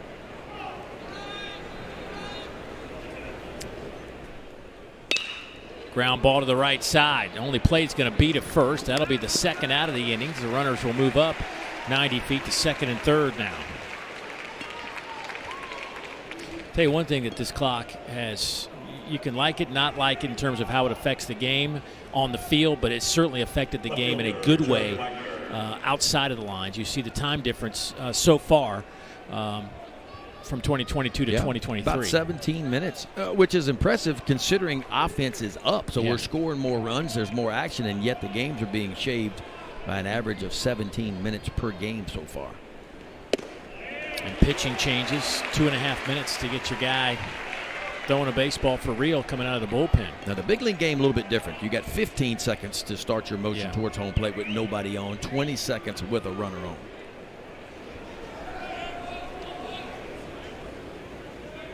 0-1 to Wagner. Wow.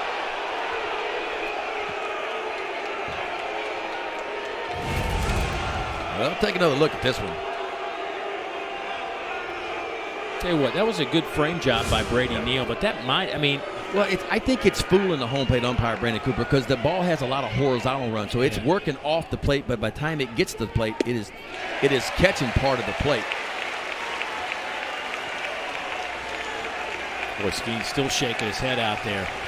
Yeah, but he's got to be. This is the biggest part of the game right now. I mean, a base hit right here, you got a comfortable lead if you're Arkansas. LSU trying to get off the field. Wagner hitting .464 with runners in scoring position this year. Popped it up near that Arkansas dugout. Tommy White will slide. Well, that ball kind of tailed back in play. He slid on that dugout. Nobody was there to help him.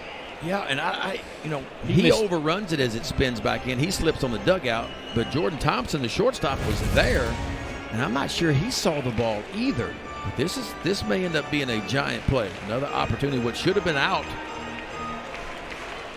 for Wagner, gives him a second opportunity here.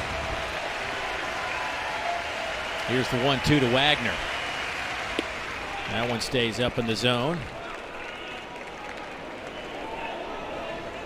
Skeens pitch count up to 86 now. Yeah, he's starting to labor just a little bit. See if he can reach back and find a different gear.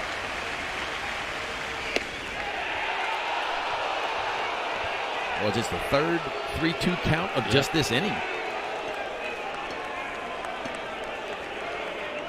He's throwing a lot more breaking stuff. Do you do that when you get tired? I don't know. For some, I mean, look, the breaking ball to me has not been quite as sharp this inning as it has been the previous innings either. That is another walk. We are seeing something here that just hadn't happened all season for Paul Skeens, and that is losing control. Especially when you had a 1-ball, 2-strike count.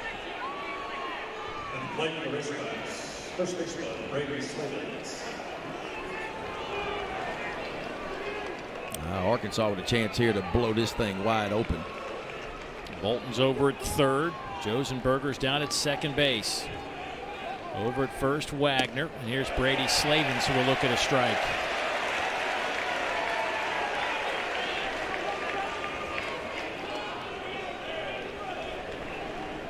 Slavens 2 for 3 this year with the bases loaded. There's 2 outs in the inning. Now they're back 0-2.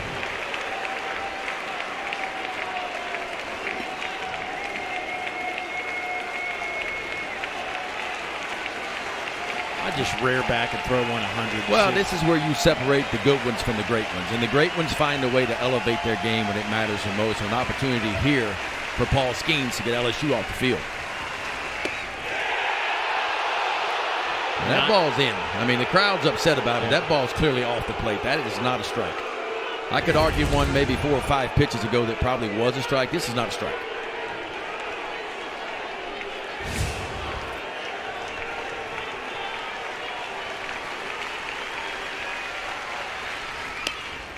Slavens hangs in there at 99. He is just rearing back now. Earlier in the game, hit 102. Well, this is when you empty the tank. You empty the tank right here. You got to be able to bounce a breaking ball if you need to. You got to count on the freshman behind the plate and Brady Neal to be able to block it up.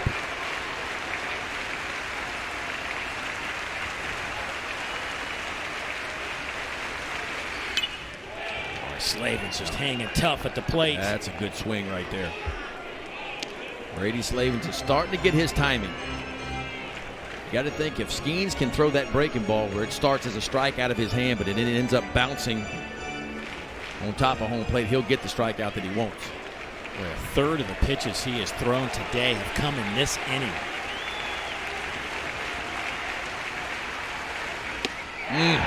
That one is a called third strike. Slavens doesn't like it. LSU will take it. Skeens bounces off the mound and leaves them loaded. 1-0 Arkansas.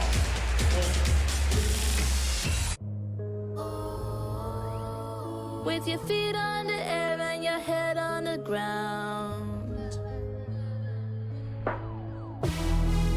Try this trick and spin it.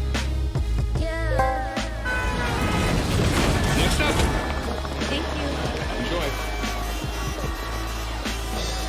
Where's my mind? Where's my mind? I am Dracula. Renfield, you will make a very good assistant. I work for Dracula. What? You're like the guy that gets the villain's Postmates. Let's eat. I do other stuff too. Like what? Wash his cape? No, that's dry clean only. I attend to his needs, especially during daylight hours. Buster, you okay? No. Renfield. Is it yummy? Yes. Rated R. April 14th. Hunter Holland has been outstanding. Went from the Sunday roll to the Friday roll last weekend against Auburn and was outstanding. Gave up 2, and he's been even better than that against the nation's #1 offense. Fastball's ticked up to 94. He's been really good elevating the fastball when he needed to. All of his breaking balls have worked. His changeup, and how about him through 80 pitches so far today against this LSU offense? Only allowed 2 hits, 1 walk, and 6 punch-outs for the junior. You know, obviously coming from the junior college ranks, you don't know how guys, and you said it, I mean, obviously it helps to be at Baum Stadium, but that's a home crowd. But how does a guy like this react on the road here against the #1 team? And he has not flinched at all. Not even a second. Not even a second. He's been throwing strikes since the first pitch of the ball game, and he has mixed well today. Brady Neal to start things off, and then they'll go back to the top of the lineup with Pearson and Cruz. And a good start here is Neal. Gets the base hit to right. And now here comes some of the bats that you want for LSU. Yeah, Brady Neal just kind of takes a breaking ball, goes out and hooks this one. Hooks it off the outside part of the plate, just dumps it out in right field. Only the second time today LSU's gotten the lead-off batter of an inning on base.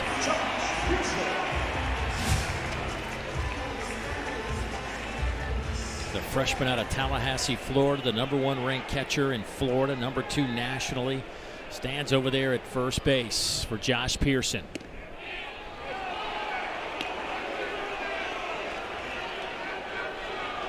There's Brady. You look at him, he looks like he's 15 years old, but then physically he looks like he's 25 years old. Look, and he's been used a bunch this year. I mean, Alex Milazzo, the veteran catcher, has got a couple of starts under his belt, but it's been all Brady Neal since day one.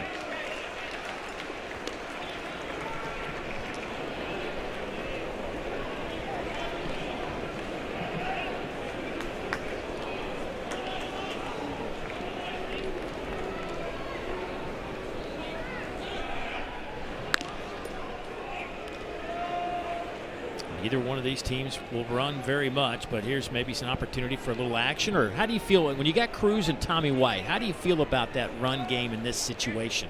I mean, Josh Pearson doesn't have a bunch of speed, so I don't know about. Now, if you get a count in your favor, and that's one thing that Holland's done really well today. He's pitched from ahead. He's not got many plus counts. I don't mind a hit and run if you get the count in your favor.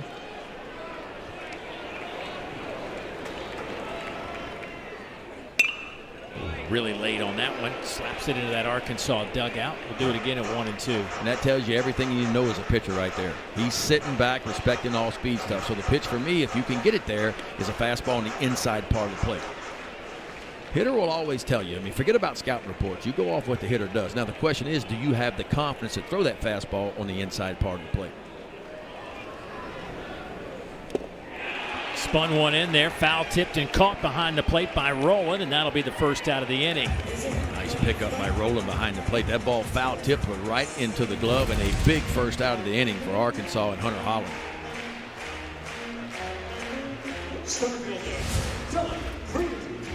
It gets real now. Yeah, Hunter Holland. And because LSU's seeing him now for the third time through the lineup, Dave Van Horn's going to go out, and he might make a pitching change here. I think he is. It's 87 pitches. And you know who he's going to. He's got to be going to his best down there, I would think, Hagen Smith. We'll see. But what a day it was for Hunter Holland. Yeah, he's not happy about coming out either. He wants the ball, and I love that about Hunter Holland. And you can see what Dave Van Horn just told him, like, hey, don't get upset. You pitched your you-know-what off today. You could read his lips. And he did. Ties his career high with 7 strikeouts. Hunter Holland, what a day. Turns it over to his bullpen.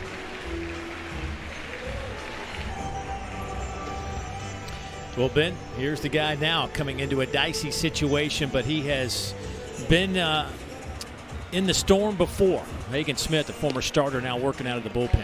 Yeah, I mean, look, he was a Friday night guy, and then with the injuries, he gets pushed to the bullpen for this reason right here, to come in and win some ball games. And maybe you'd be able to use him twice in a 3-game series on the weekend. You go back to what he did last year, he was outstanding, better than outstanding out of the bullpen. I think he picked up a couple of saves in a regional.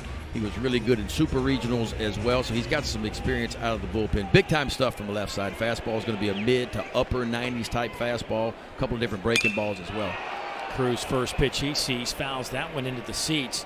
Smith last year emerged as a number 2 starter as a true freshman, went 7-2 with a 4.6 ERA. Had 15 starts, had 5 games coming out of that bullpen a year ago. See those 90 strikeouts. There's a really good slider. Yeah, and he, it's all about command for him. When he's throwing the ball in the zone, it's almost unhittable. Only 11 hits he's given up in 23 innings. He's punched out 34 in just 23 innings this year. Now, walks at times can be an issue. 16 walks, which is a high number in 23 innings of work.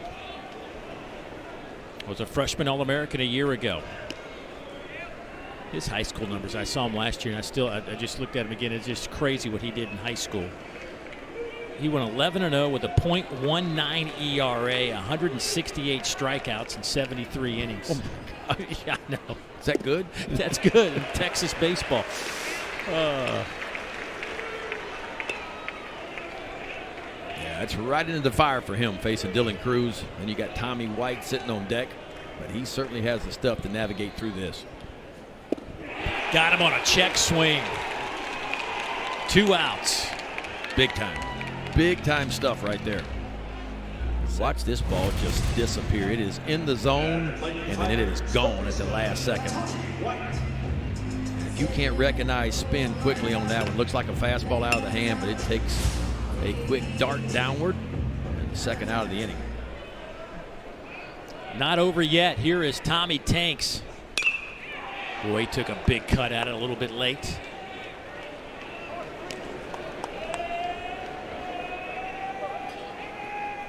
Tommy White, transfer from NC State. Played his high school ball at IMG Academy. 0 for 2 today. Struck out his last time up, and he's behind 0-2 here. Yeah, Tommy Tanks set the national freshman record last year. 27 homers in his freshman year. And 9 homers in his first 9 games.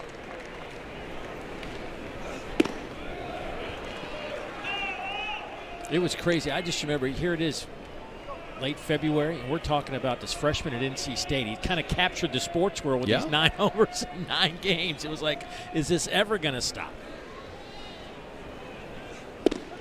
Boy, what a job. What a job out of the bullpen.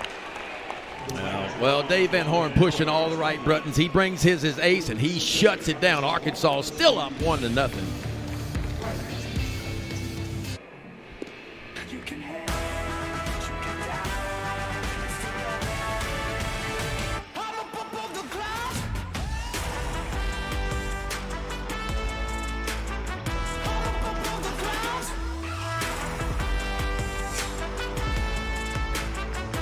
Top 5 matchup here at Alex Box Stadium. Arkansas with a 1-0 lead on 1 hit. Hunter Holland was great in a starting role. Paul Skeens has been fantastic. He ran into trouble last inning. He threw 34 pitches and walked 3 batters. He'd walked 4 batters all year long and 3 in 1 inning just a moment ago. He will come back here in the 7th inning and face 5, 6, and 7. Borfin, Diggs, and Cole.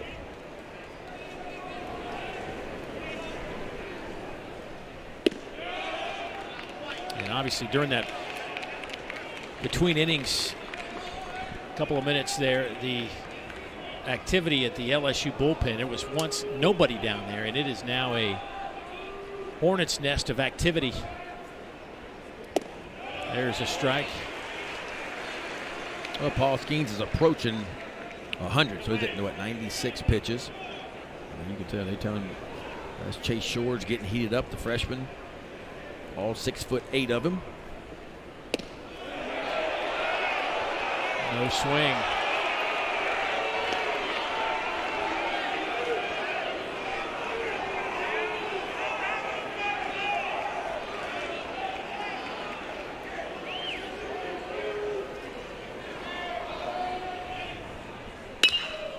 Lifted in the air off the end of the bat. That could be trouble. Cruz on the run, can't catch up to it.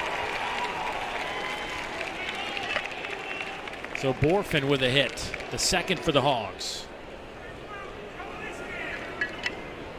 Yeah, not trying to do too much. Just gets just enough on it, just kind of dumps it out in front of Dylan Cruz. You see Joe Bear chasing it from left. Dylan Cruz can't get to it.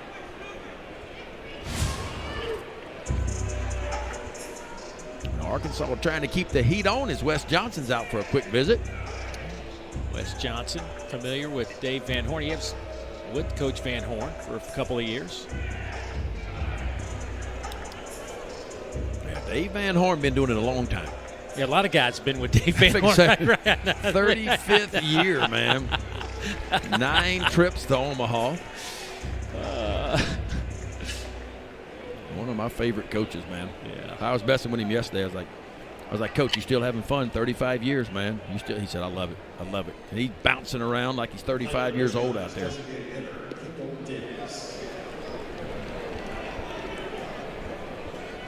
Kendall Diggs will step in. 99 pitches for Skeens. Season high is 106, and that came at his last outing against Texas A&M. Yeah, could be a bunt situation here. We'll see. Arkansas would love a little insurance run. We're here in the back third of this game now.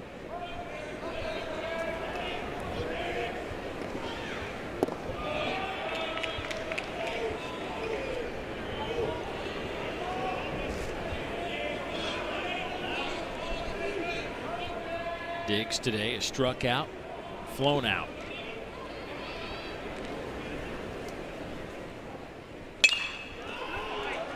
And lifts this one out to center field, where Dylan Cruz will be able to make the catch on this fly ball. That'll be the first out of the inning.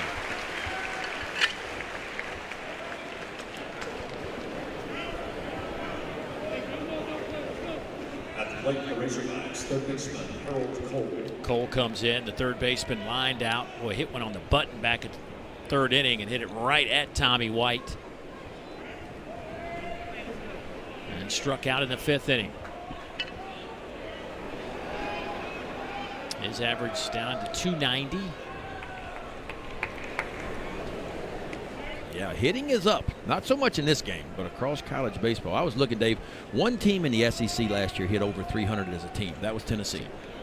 10 teams in the SEC come in hitting 300 or better right now. Now, those numbers will go down when we get into conference play a little bit, but still the numbers, runs per game, offense is up across the board.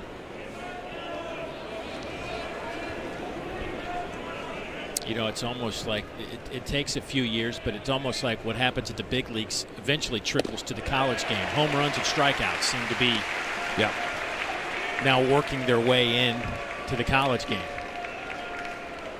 Although Dave Van Horn said, we were talking about his lineup, he says, man, I just want to hit doubles. Yeah, doubles work. Yeah, so if we hit home runs, great. Extra base hits. That's right. That's right. Yeah, and both of these clubs kind of in the middle of the pack when it comes to home runs. You mentioned South Carolina earlier. Of course, they lead the Southeastern Conference. Florida's up there, but LSU and Arkansas kind of middle of the pack in home runs.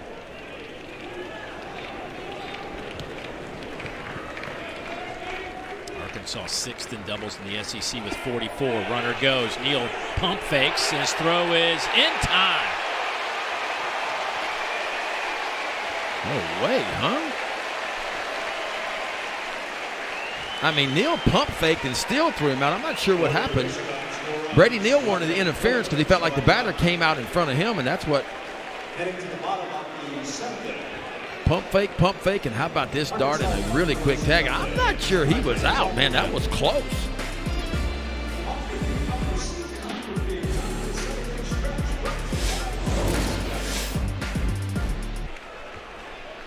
Move to the bottom of the 7th inning, and the first pitch hits Dugas, and he gets a free pass.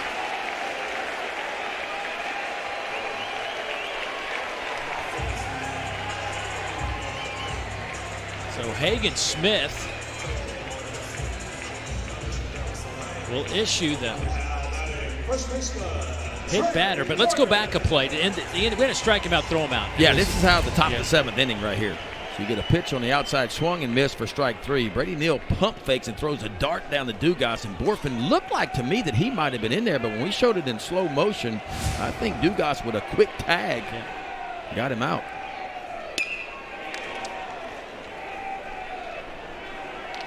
Shows you the kind of arm Brady Neal has with a pump fake and still throws a seed down there.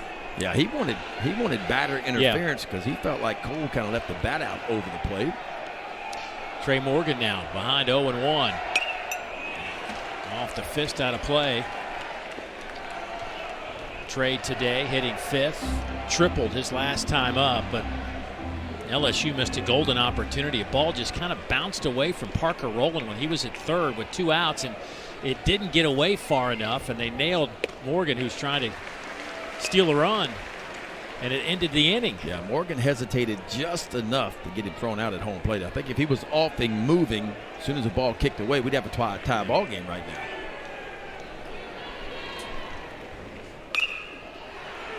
Down the line and left. Wagner on the run, and he will make the catch, and that is out number 1.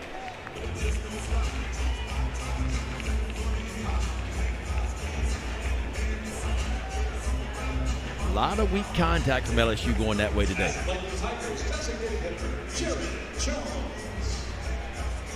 And here is the freshman Jared Jones. Strikeout and a pop-up. His average has dipped to 354. He's lost 11 points today. First pitch he sees. Fouls that one back.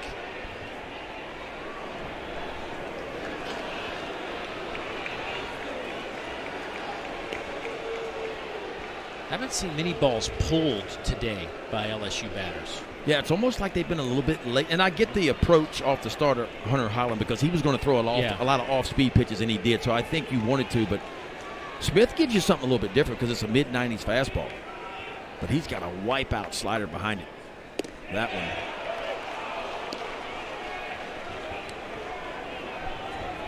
And, of course, with 2 strikes, all bets are off. I mean, you're just trying to serve a ball out toward right center field, stay back enough where you can see it, identify it, and be able to put a barrel on it.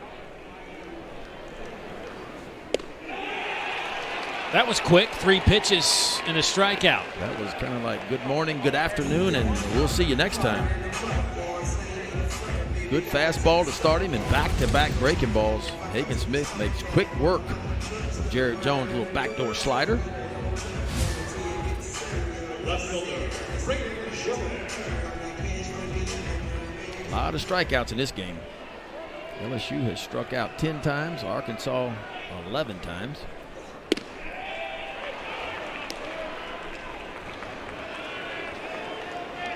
Actually, Arkansas 12 times. Skeens 12 strikeouts now.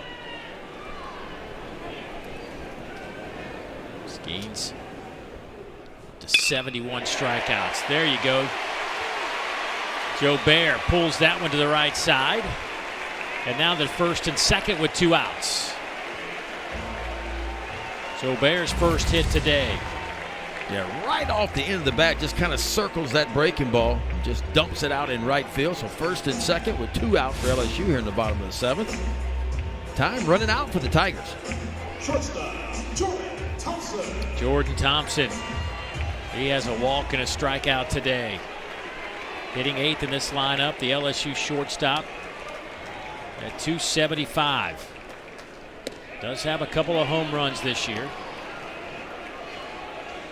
Well, we talk a lot about this offense and the pitching, but defensively LSU has made substantial strides, and Jordan Thompson is one of those guys that's really helped them. He had some struggles defensively. Yeah, big-time struggles last year. Throw back to first. They're going to get him. What a job by Parker Rowland. They caught LSU sleeping over there. Joe Bear is thrown out, and the inning is over. How about you, Parker Rowland? Watch this, folks. From his knees, no less. Watch this. Just a dart down to first base. Joe Bear caught sleeping. Arkansas off the field with a 1-0 lead.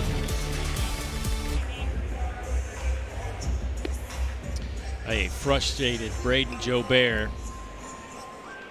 Kind of sleepwalking over there at first base. Picked off, ends the inning with LSU with an opportunity and broke his belt in the process. Double whammy. Chase Shores, though. So you go from about 6'6", 240 Paul Skeens to, let's go get the big guy. Yeah, big 6'8". guy's right. How about 6'8"? Yeah, if a basketball game breaks out, LSU's going to be okay. 1.88 ERA, big-time fastball. Control an issue from time to time. Number 1 ranked right-handed pitcher in Texas. Yeah, he turned down a lot of money to come to LSU. Obviously, you love the frame, and fastball's been up to 100 this year. Fastball, breaking ball, changeup.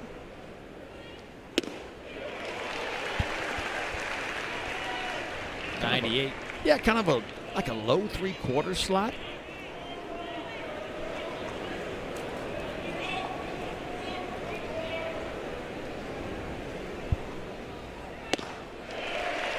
Now in 99.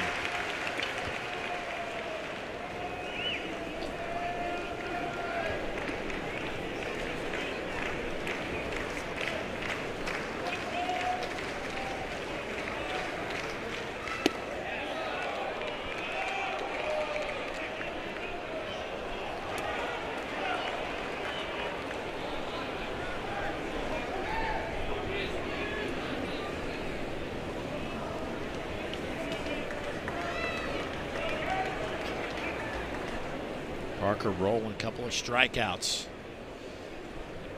Heads up play to pick off Joe Bear a moment ago. Fouls that one back. We'll do it again, 2-2. Yeah, to have the confidence off of one need to throw a dart down to first base like Roland did.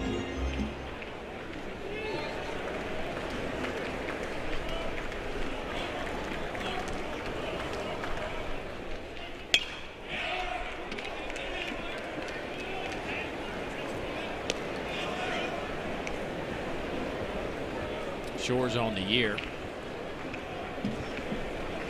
Worked a tick over 14 innings. Matter of fact, it's been kind of tough for Jay Johnson. They've run ruled so many teams. They've lost, he says, 13, 14 innings of baseball where he could have gotten some guys some work. Yeah, a lot of coaches don't like a 10-run rule, because, when you're trying to evaluate your talent that you have pre-SEC schedule, you want to get everybody a lot of at-bats and innings pitched if you can. Jay Shores began the year in the rotation for LSU. He was a Sunday guy the first 3 weekends, recently moved to the bullpen.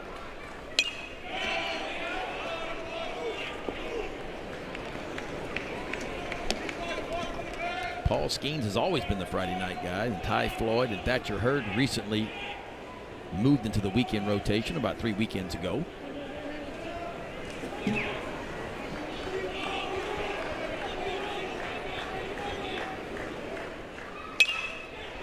That one's out to left center.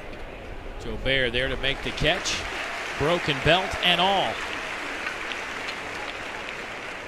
Somebody get that man a belt. Boy, you can tell he's still fuming under that hat.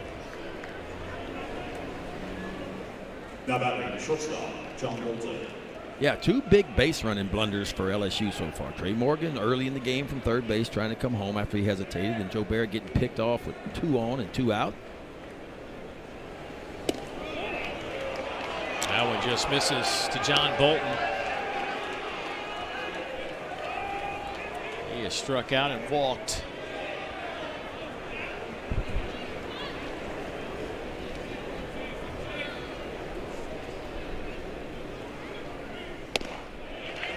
Grad transfer. Hit 287 last year for Austin Peay. Did have 1 homer and 18 doubles. Career 243 hitter.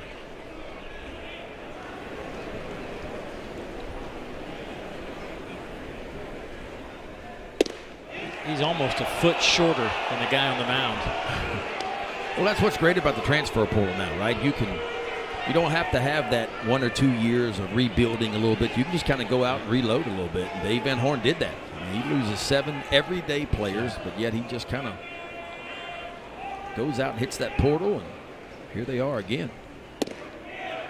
There's a strike, 2-2.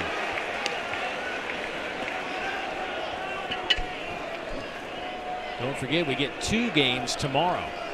First one at 2 Eastern, 1 Central, and the second game will start at 7:30 Eastern, 6:30 Central Time.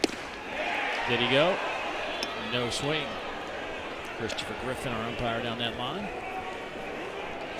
Yeah, that's the old split doubleheader. Most doubleheaders in college baseball be, 45 minutes, an hour after, but not tomorrow. Got to get that second gate.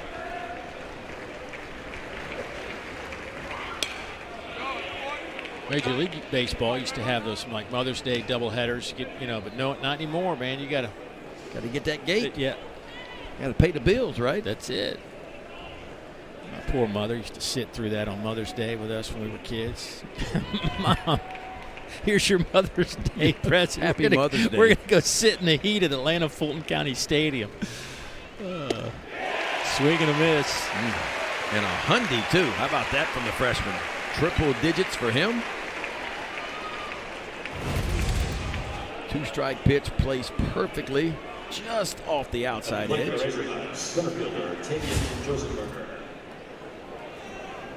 And the top of the lineup now, Tavian Josenberger. Been on base a couple of times. Doubled and scored in the fourth. Walked his last time up.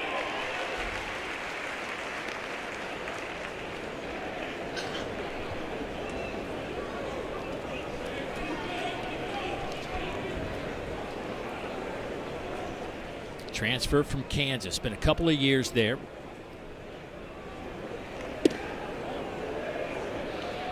As a freshman, he had .316 in the Big 12 and had a 24-game hit streak. And actually one game as a freshman. Went 6 for 6 against Oklahoma, which tied a school record for hits in a game.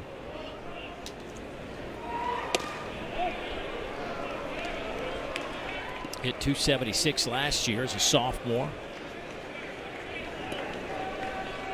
He actually had home runs from both sides of the plate last year against Charleston Southern, which was the first time a Kansas baseball player had ever done that. Boy, he took a big old rip at that one. 2-1 count. He knew he was going to get the heater, and he got one. He took a big swing at it, but 99 elevated, hard to catch up to.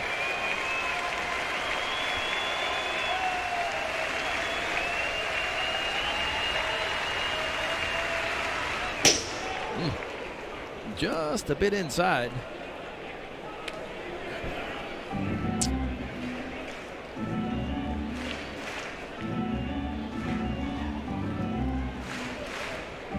How about Brady Neal? I mean, he gets to, as a freshman, comes in here and he's catching guys today, just today, catching guys throwing 100, 102 miles an hour. That ball's ripped foul. That's some quick hands, too, to get to that ball.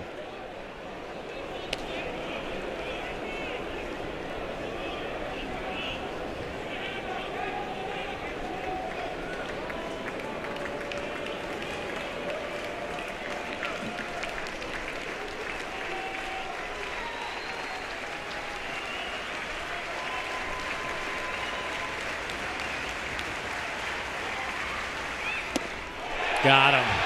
Boy, you could almost see it right there.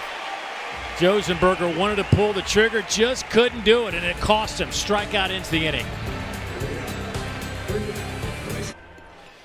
So in a game when there's only 1 run, 6 hits, and 24 strikeouts, base running blunders become magnified. Yes. I mean, Trey Morgan, a little bit of a hesitation right here. Joe Bear over at first base with first and second.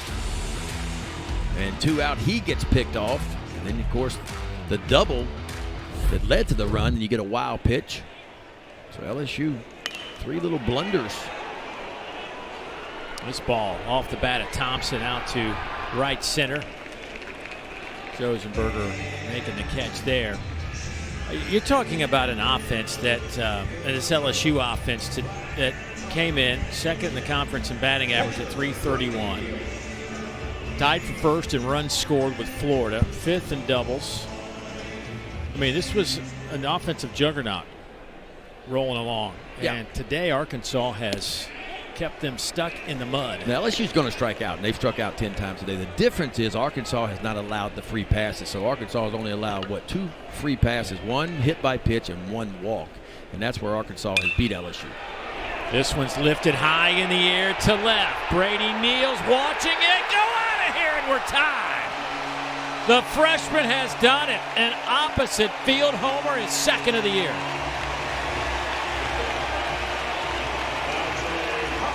Come on, kid, now. I know I'm a freshman, but I can swing it too. Sitting down in that 9-hole for LSU and just takes a fastball backside and powers it out to left center field. His second long ball, only his 8th RBI of the year. But watch this swing. This is nice. Inside out swing. Hands go first. Barrel follows it and powers it out. And we are all new here in the bottom of the 8th inning.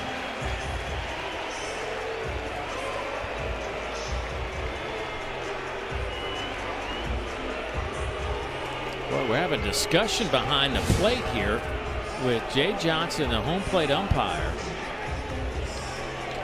Did LSU get a warning maybe for celebration? I think that's what that was. I think. Well, the umpires have, you know, and my understanding was that it was not going to be any props brought out on the field and that, so on and so forth. But I've seen a couple of these warnings this year. LSU is, they're not on the dirt, but they're close enough to absorb a warning. Yeah. Doesn't take away from the fact that the freshman out of Tallahassee, Florida. No. Heaven forbid the kids have fun these days, you know? 2 hits today for Brady Neal, who's having a good time, and that one is laced out to right. And now the Tigers got something going here. Pearson will stand on first base with 1 out. And here comes Dylan Cruz to the plate. Dylan Cruz been pretty quiet today. Got an infield single his first time up to extend his hitting streak, and then struck out his last 2 times up. Hitting streak is at 20 games. The only time he didn't get a hit was in game number 2 this year.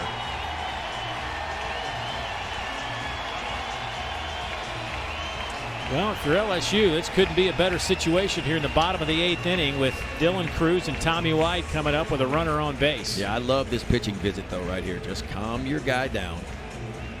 Let him focus back in on what he's doing. Kind of hit the reset button a little bit. Slow the game down.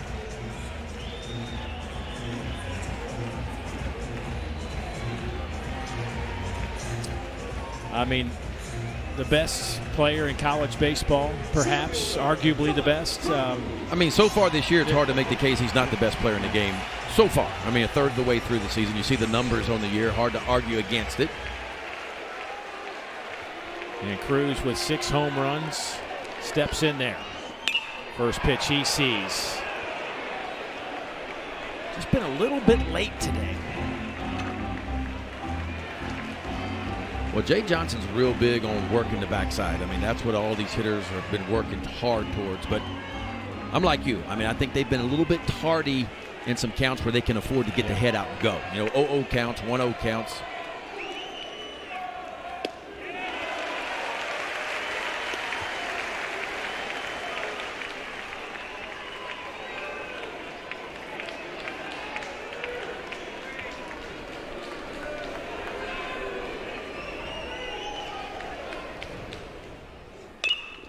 A little slow chopper. This is going to be a tough play. Cruz flying down the line. He's safe at first. 2 on and 1 out. Boy, a tough break for Arkansas. They get Cruz to hit the ground ball, but it's a slow roller.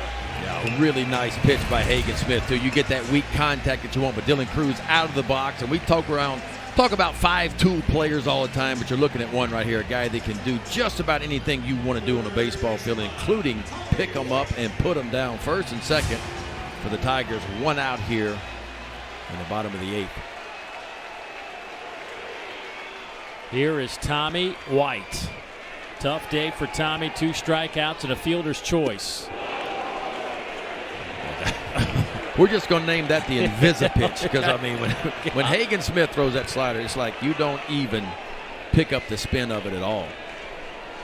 A little action down at Arkansas bullpen, double barrel action. And looks like Jay Johnson's going to call for a little offensive huddle. And Tommy's right now, Coach, I'm trying to lay off that, but I can't see it. I can't see the spin, Coach. Right. He wasn't just feeling for it either. Like he's trying to make it 3-1 real quick. See that left forearm tattoo of a tiger on his arm. He is all in about being an LSU Tiger.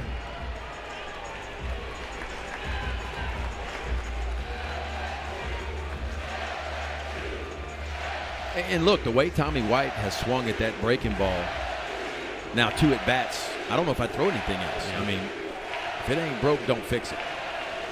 Hitting over 500 with runners in scoring position this year. Right back to it again. And he is frustrated.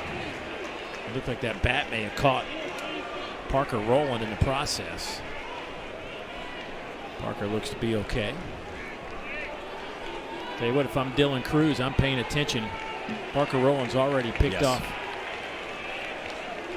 a runner at first base today. Slavin's the first baseman playing back, so you really rely on your first base coach to be able to tell you. Slavens backpedals and makes the catch. That's out number 2. Boy, Tommy White is frustrated. He hadn't had many days like this. Nope. Oof. Hey, hitting's hard. It is hard to do, especially with these kind of arms. I mean, Hunter Holland was outstanding for Arkansas. Hagen Smith, one of the best arms you're going to see in the Southeastern Conference. He might need to get a new helmet after that one. And a new bat. Gavin Dugas. He's way out in front. Dugas 0 for 2, hit by his pitch the last time up.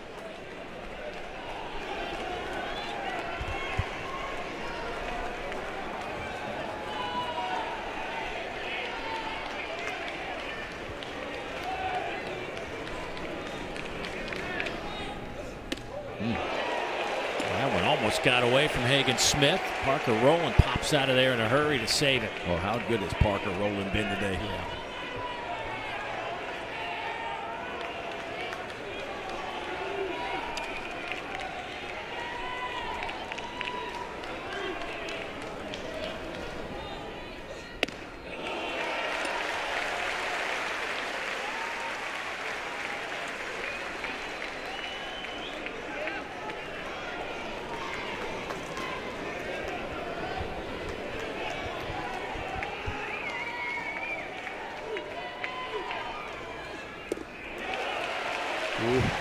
How do you lay off that one?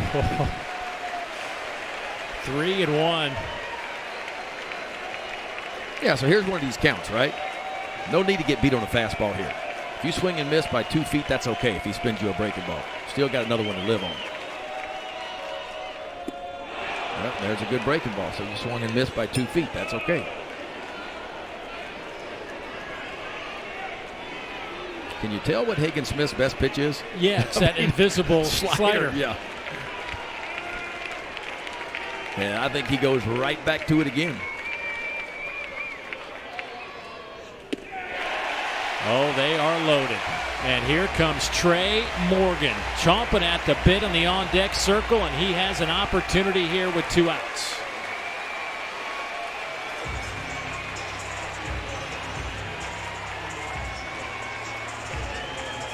LSU's not had many chances with runners in scoring position.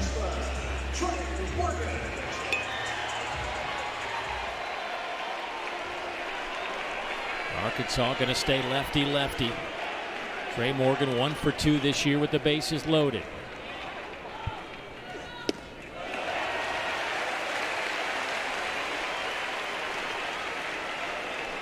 And this when you're Trey Morgan, you're selective here at the plate. Now you got the count in your favor, looking for 1 pitch in 1 zone.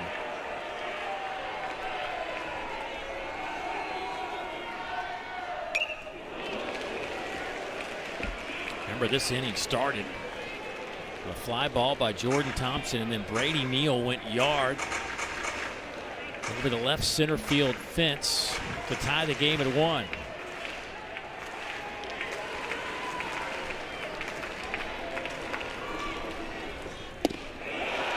Good take. LSU 0 for 1 today, runners in scoring position. Arkansas only 2 chances, 0 for 2 at runners in scoring position.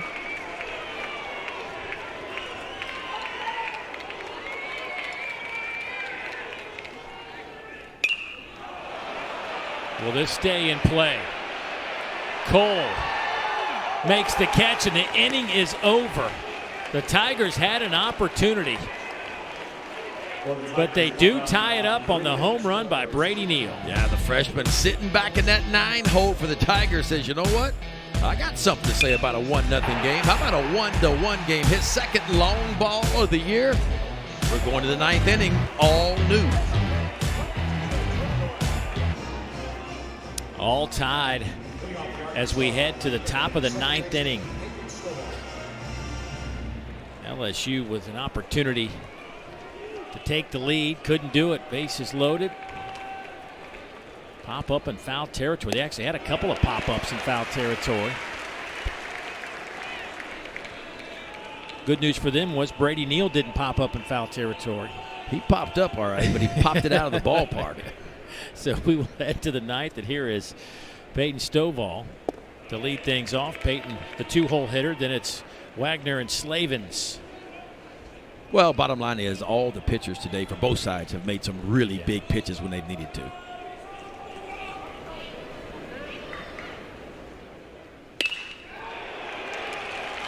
Stovall, base hit left center. Nobody out. 1 on for Arkansas. Yeah, good start. And how about that swing, too? Really, really nice swing. Guy that throws high velocity, not trying to do too much with it. Watch him just kind of sit back, let those hands work first, a barrel behind it. Good start for the Hogs here. Top of the 9th.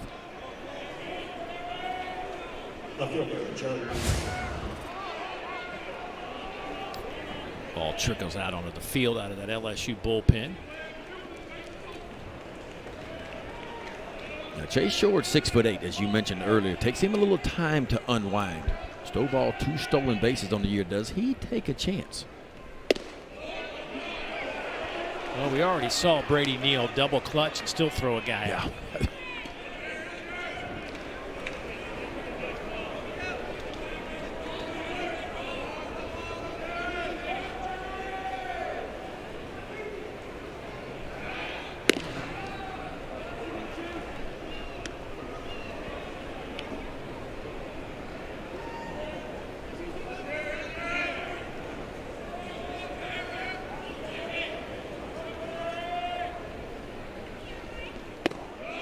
That one's up in the zone to Wagner. It is 2-0 now. Yeah, it looks like Christian Little, the LSU closer down in the bullpen, getting quickly heated up.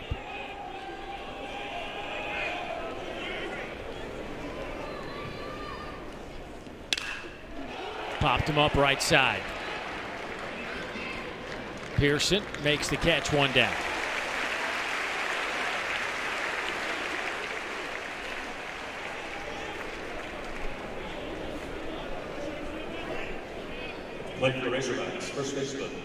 There's Christian Little.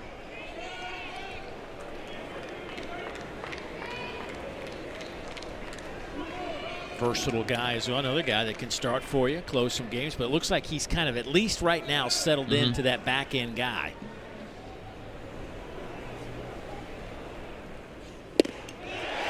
Yeah, Ty Floyd was kind of sitting at the back end of that LSU bullpen early in the year. That he gets elevated into weekend rotation, which bumped Christian Little up from the setup role into what appears to be the closer role for now.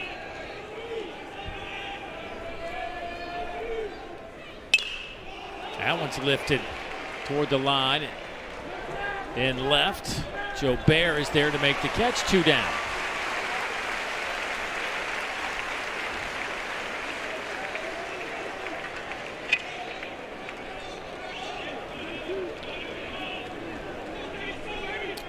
And here is Jace Sporfin. He came in hitting .406.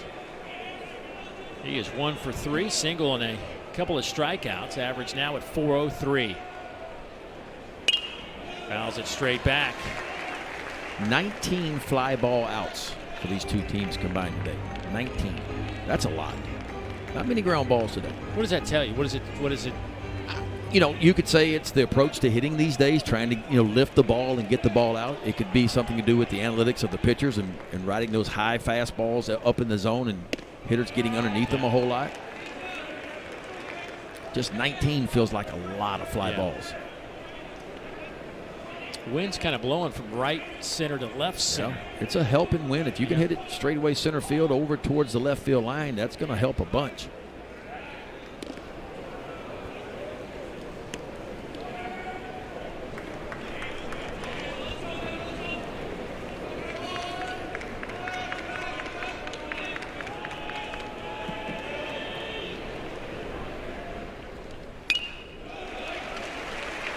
Two strikes on Borfin, junior out of Oklahoma City, Oklahoma.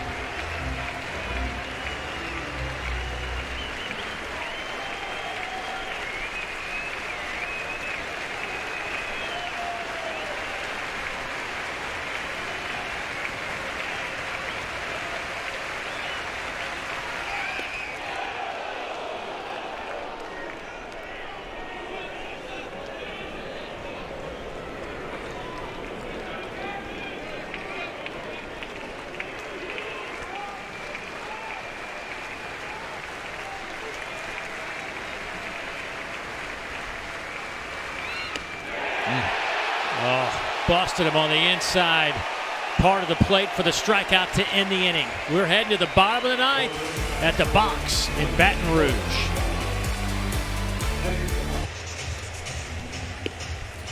Well, there's a rally cap here in Baton Rouge, and they'll get him out tomorrow. It's going to be a long day at the ballpark.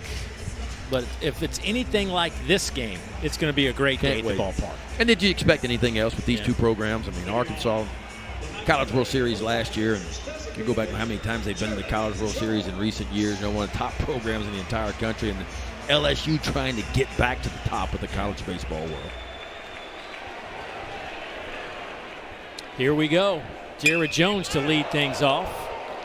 Fouls the first pitch down the line. He got the barrel out in front.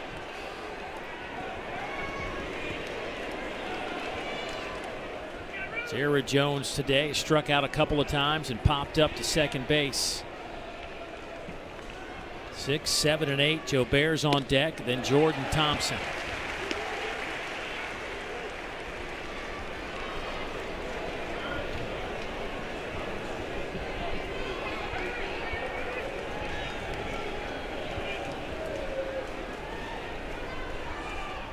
Oh, took something off it.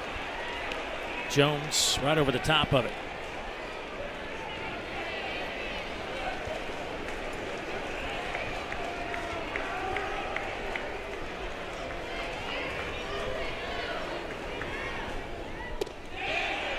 Did he go? Yes, he did. Strikeout, first out of the inning.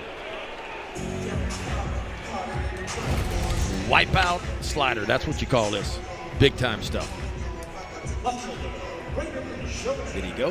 Yes, he did. A 3 strikeout game for Jared Jones.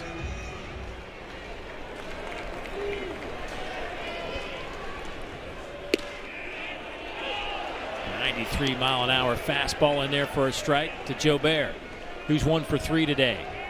Singled in the 7th. Yeah, Joe Bear, 18 home runs for LSU last year, his first year on campus. Smokes it, but foul.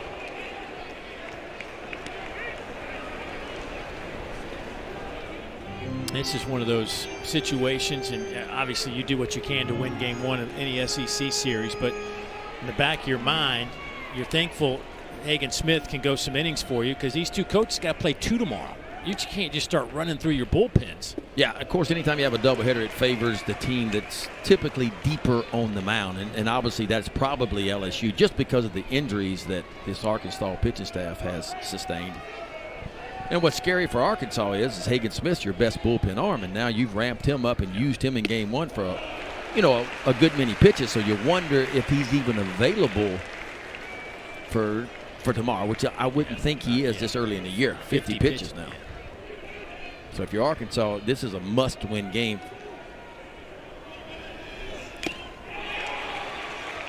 .93, foul tipped in the glove. Hagen Smith says, I'll just keep this ball. I'll keep throwing as long as you want me to throw it. Well, he's built up. We talked about him being a Friday night guy, and he was the first 3 or 4 weekends of play. So when he comes out of that bullpen, he can give you some length. 5 strikeouts and 3 1/3 for Hagen Smith. He's given up 4 hits, but 1 run. That was the home run to Brady Neal. And he starts off Thompson with another strike.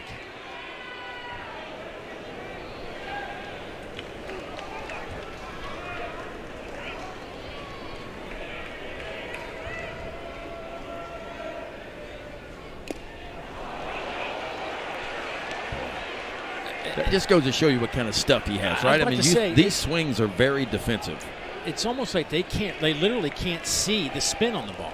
And that ball went the other way. That might have been a circle change because the breaking ball's been coming into the righties. That ball kind of went away.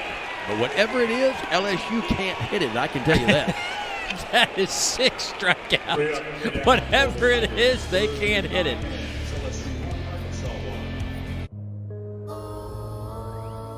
With your feet on the air and your head on the ground. Try this trick and spin it, yeah. Next up. Thank you. Enjoy. Where's my mind? Where's my mind? I am Dracula. Renfield, you will make a very good assistant. I work for Dracula. What? You're like the guy that gets the villain's Postmates. Let's eat. I do other stuff too. Like what? Wash his cape? No, that's dry clean only. I attend to his needs, especially during daylight hours. Master, you okay? No. Renfield. Is it yummy? Yes. Rated R. April 14th. Well, it seemed like a few hours ago we were just getting cranked up, which we were. Paul Skeens was on fire, started everything off with a 100-mile-an-hour fastball, and he went 7 innings. But Brady Neal's the one who answered the call in a low-scoring affair with a home run in the 8th inning to tie this thing up. And now we head to the 10th frame. Kendall Diggs to lead things off for Arkansas. Skeens season-high 7 innings. He struck out 12, but walked 3. Came in with 4 walks all year and walked 3 in 1 inning today. Oh, he stinks, doesn't he? Yeah, they have to move him down the rotation. Yeah, Might move him to the Sunday guy next weekend. He only punched out 12. Yeah, I mean, for the first time this year, he started to labor a little bit. The mechanics broke down a little bit, but he fought his way through it. Bases loaded, got out of that inning. 2-1 the count to Diggs. Kendall today 0 for 3, a strikeout, a couple of flyouts.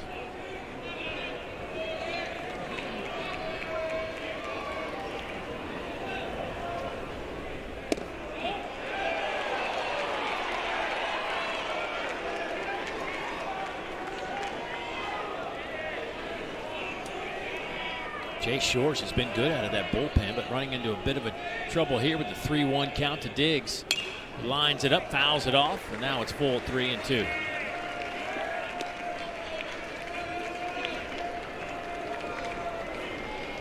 Can you get the first batter of every inning? You get the first batter of every inning, the chance of the other team scoring goes way down from there.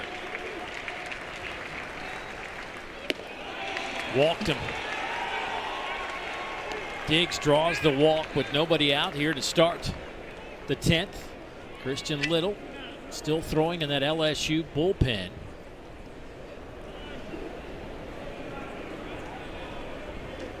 And a meeting in front of that Arkansas dugout. Dave Van Horn talking with Cole about his approach.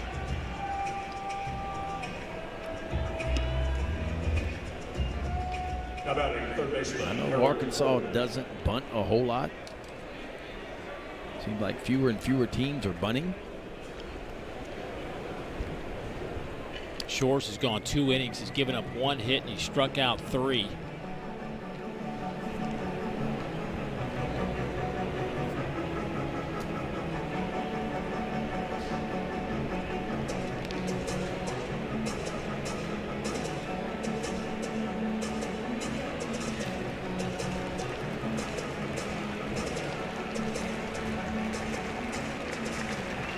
Christian Little will get the call, so LSU going to go to the bullpen. We'll update the change on the other side.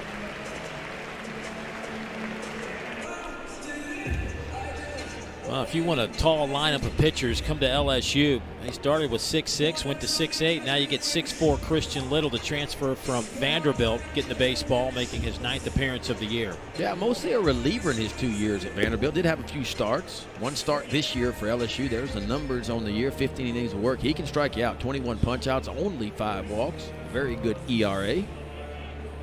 Fastball that's going to be a low, and he'll tick into the mid-90s.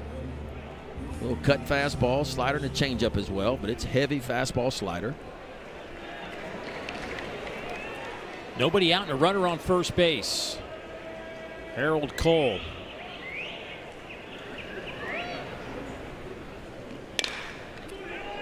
A little slow roller to Tommy White. Nice play. He charges, just as good as a sac bunt. Gets the runner in scoring position, 1 down.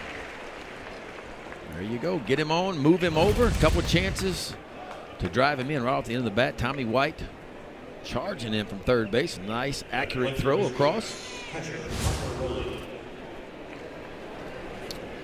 Parker Rowland, 0 for 3. Hits 8th in this lineup. His average now sits at 200. A couple of homers and 11 runs batted in this year.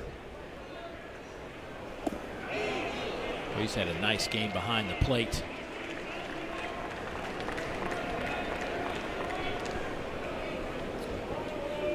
Grady Neal, a true freshman. Catching Christian Little.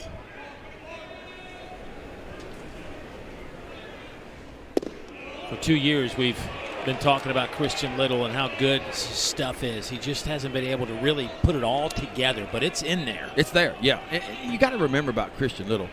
He's still just 20 years old. He stepped on campus at Vanderbilt and had just turned 17 years old. Should have been a junior or senior in high school. And so young, but you can look at the body now. I mean, remember the body 2 years ago at Vanderbilt, how slender it was? He's getting those man muscles now. He's starting to fill out a little bit, you know. And Jay Johnson loves him. Wes Johnson loves him too and thinks there's a big upside there.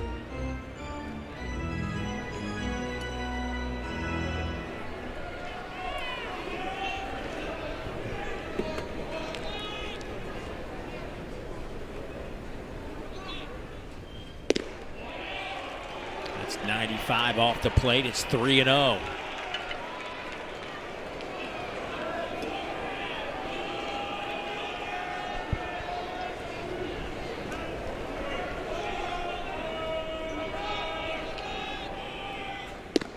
Walked him on 4 pitches. And now the 9-hole hitter, John Bolton. They may pinch hit for him. Let's see what they do. I think they are going to pitch hit for him. Wes Johnson out to the mound again.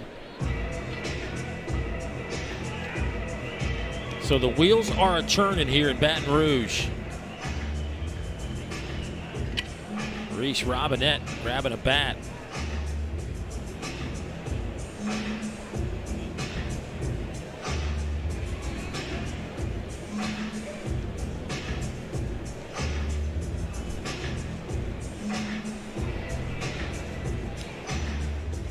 Quick meeting on the mound, and it will be Robinette coming to the plate. Just his 7th game of the year. He's made 3 starts. He is 4 out of 12 at the plate this year with a home run and 6 runs batted in.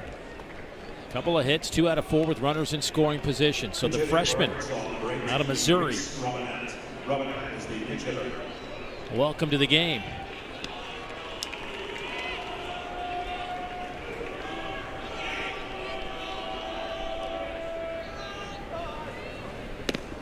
That one misses, up and away. 5 straight off the plate for Christian Little. Just now, LSU gets somebody up to throw.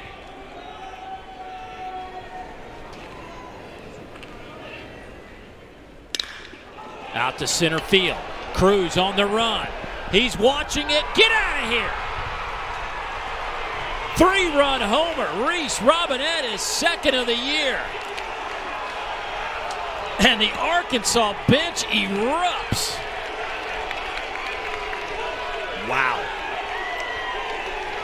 How about Dave Van Horn? Is he pushing the right buttons today or not?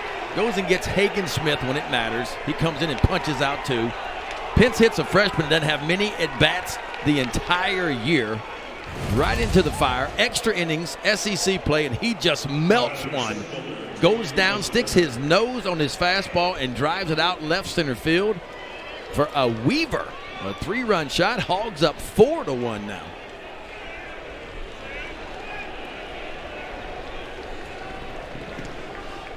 Just a freshman on the road at the box. They've been sitting on that bench for 3 hours.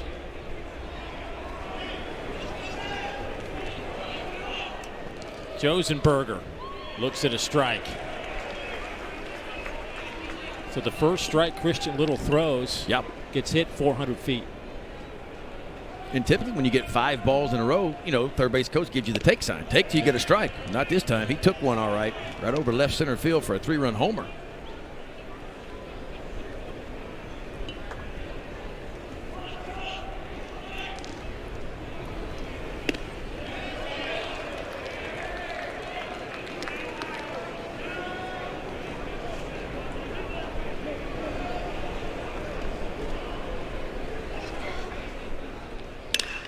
That one is sliced into left center. Another base hit.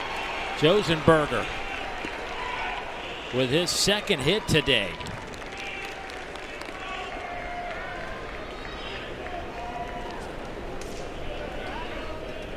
Oh, these Razorbacks have been impressive today. Second baseman, Peyton Stovall.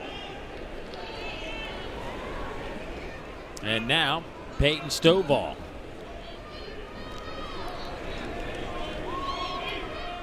Stovall today, just 1 hit, 1 for 3, and this one's off the glove of Dugas out into center field. Josenberger will get to third. The throw to second, not in time, and now they're second and third with 1 out for the Hogs. Love the aggressiveness on the base pass for the Razorbacks. This ball is stung hard. You see Dugas, he'll go to the backhand side. Ball hits right up off his wrist and shoots out towards center field. And around first, around second, and the third. And then when the throw goes to third, Peyton Stovall takes an extra 90 feet. And with 1 out, LSU's going to be forced to bring the infield in. They cannot afford to give up another run.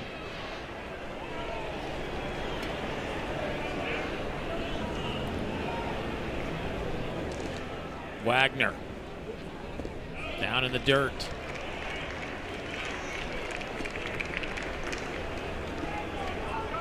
He's 0 for 3. Average has dipped down to 375. He came in at 390. Jay Johnson's seen enough. Time to make a change. Well, you know, he did not want to go get another arm out of that bullpen.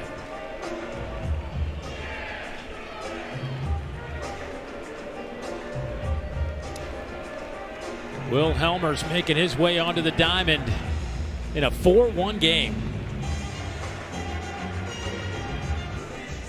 Reese Robinette coming off the bench, just the 7th game he's played all year. Pinch hits in the 10th inning and does this. Yes. 13th at bat of the year, and it was lucky 13 for him. And he drives it out, his 2nd long ball of the year, doubles his RBI production, now at 6 on the year. Big time swing for a freshman. Yeah, you can smile. You bring a little smile to your face. He's still talking about it. Look at he's like he can't calm down. Walking on cloud 9. Yeah, he can't. just Here's Will Helmers, the junior. Yeah, Will Helmers out of Metairie, Louisiana. Only worked 5 1/3 this year. 7 strikeouts, has not walked a batter. Right into the fire for him. 2nd and 3rd, only 1 out. Infield pulled in, so the idea is to try to create a ground ball first. Once you get to 2 strikes, then I might think strike out at that point, but I got to get there first. 2-0 the count to Wagner.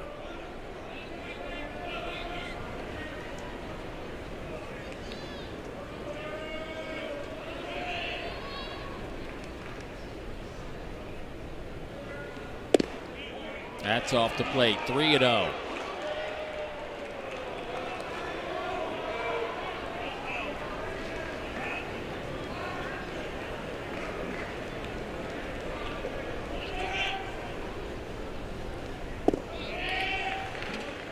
They are now loaded with 1 out.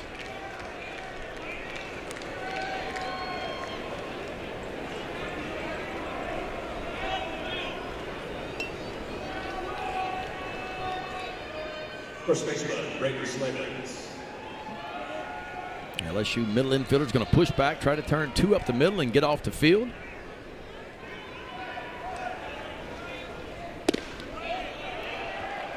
Well, that was close, just off the plate to Slavens. Here's a look at your runners. Josenberger's at third, Stovall's at second. Wagner over there at first base. He hits that one to right center. Can anybody catch up to it? Pearson on the run. That will get a run home on a sacrifice fly, and they'll have him at the corners. And it's now a 5-1 Arkansas advantage. Well, Arkansas has done everything right today. They've had 2 opportunities with a runner at third and less than 2 out. They've got them both home by sacrifice flies. Right fielder, Jace Forfeit.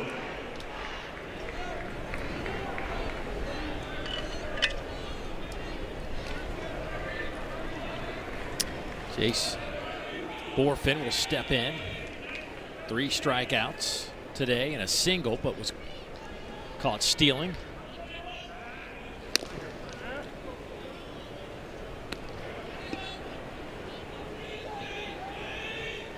I would assume if you're Arkansas, you're going to run Hagen Smith back out there. I would think so. I mean, like we talked about, he's burnt for the weekend. Doubleheader tomorrow. He won't pitch tomorrow. Over 50 pitches now, so you might as well go ahead and empty the tank on him. Orphan got hit by a pitch. That'll load him up again.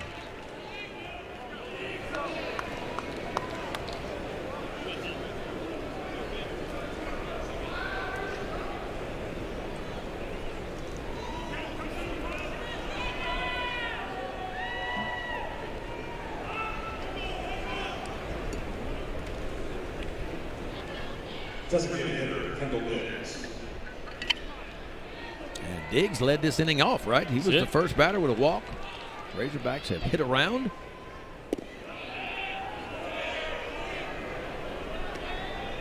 And this LSU staff has been really good at throwing strikes this year. Not many free passes. And, boy, it feels like the last third of this game.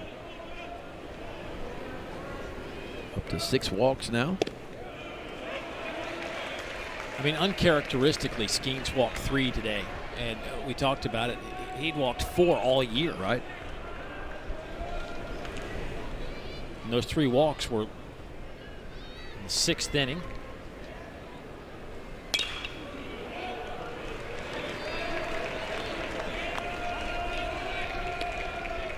But what's crazy about those 3 walks, nobody scored that. Nobody scored.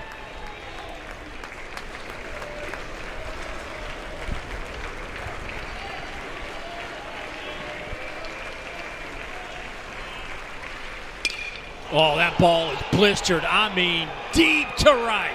Bye-bye baseball.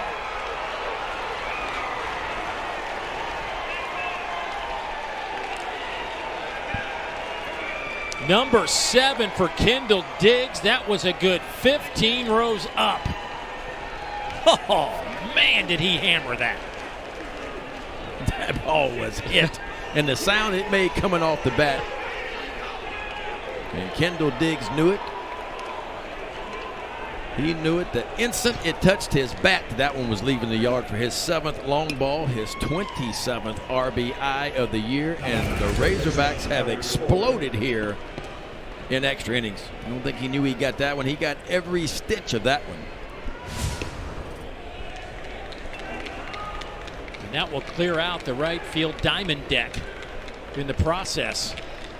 Everybody heading for the turnstiles after they scattered on the home run. This one's lifted in the air down the line and right. Pearson on the run will make the catch, and that'll get the Tigers off the field. But, man, what an inning. An 8 spot on the board in the 10th. For the Razorbacks, 8 runs on 4 hits, no errors, no one left. An 8 spot in the 10th inning. Capped off by the grand slam from Kendall Diggs, and it was up there, folks. Up in the diamond deck. Yeah, he got all of that one for sure. And an 8-run 10th inning. Have the Hogs up 9-1. A 3-run shot and a 4-run shot will do it.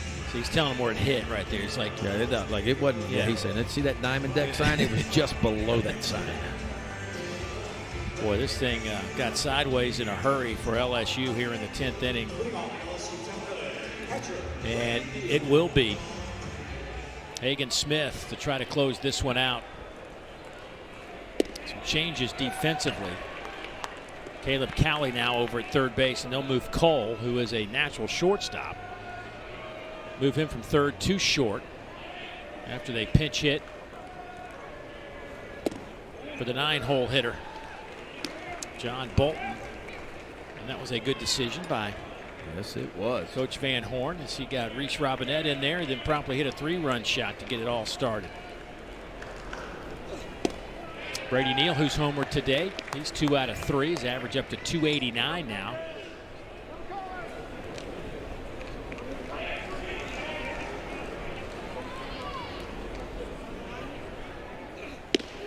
Had a little oomph on that one. 92 miles an hour for the strikeout. You could hear him grunt too, Hagen Smith. Give a little extra up in the zone. Now batting the Tigers, right fielder, Josh Pearson.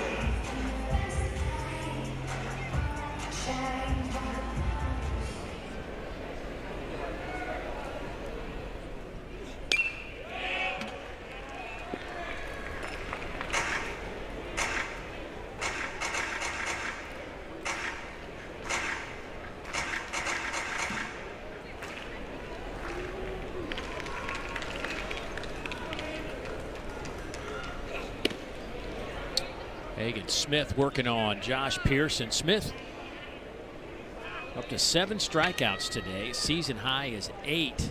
Did that against Texas. Career high is 9 against Southeastern Louisiana. Been a nice little combination from Hunter Holland to Hagen Smith. Yes. 2 back-to-back lefties who look similar in certainly in stature and what they throw. That fastball's in the 92, 93 range with some good spin. Yeah, I thought Hunter Holland really mixed well today and used all 5 of his pitches. Was able to land some of his off-speed stuff in fastball counts, but also threw enough fastballs. And there has to be some analytical data to that fastball. We talked about all the pop-ups LSU had. They were just underneath the fastball all day long. And I think Hagen Smith, a little bit better arm and a better breaking ball, too. He's throwing some outstanding sliders. 3-2 now on Pearson. This is what Dave Van Horn had envisioned when he moved Hagen Smith out of that Friday night role because of injuries and said, you know what, I need you. And Hagen Smith didn't bark at all. Like he didn't say, oh, I want to stay in the Friday. He said, okay, if that's what you need me to do, if that's what's going to help us win ball games, I'll go do it. There's a walk with 1 out to Pearson. Here comes Dylan Cruz.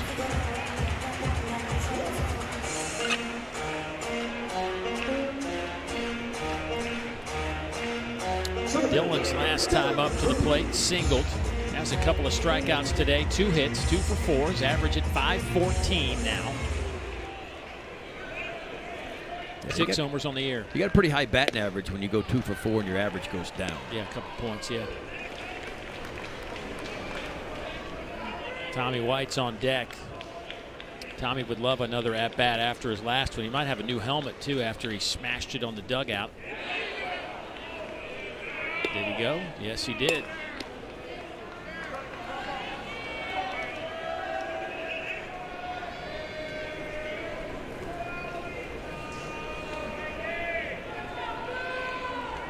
Dylan with a couple of infield singles today. 91 misses inside, 2-1.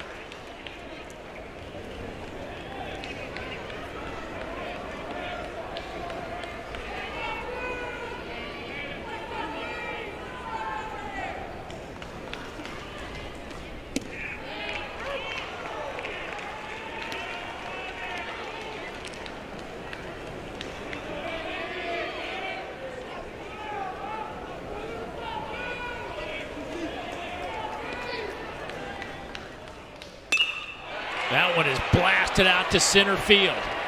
That is a no-doubter.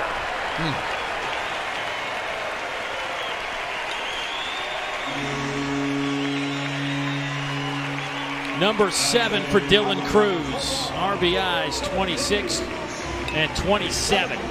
He's shown you a little bit of everything today. The speed got him a couple of infield base hits. Can really play center field. And how about this? I mean, straight away center field. Hagen Smith knew it, but it went over his head and high up off the batter's wall.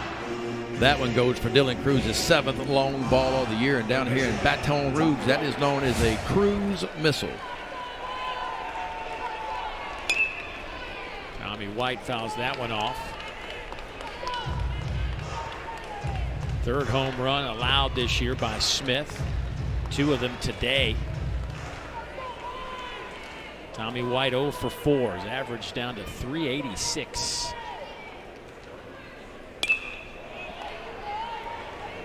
Well, you can just see him. I'm down there watching him after that swing, and he's just not in a good spot today.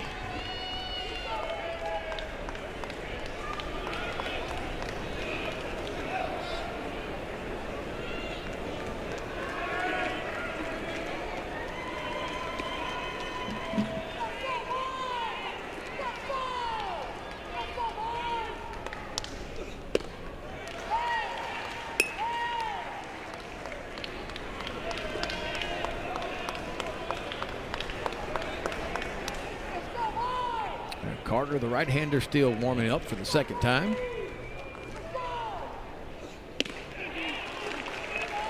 Tommy White, he's going to put this one to bed in a hurry, if he can. I mean, this has been about as frustrating a game for him, I think, since he's been playing college baseball. Yeah, 0 for 5 day, 3 punch-outs, and just not seeing the breaking ball today.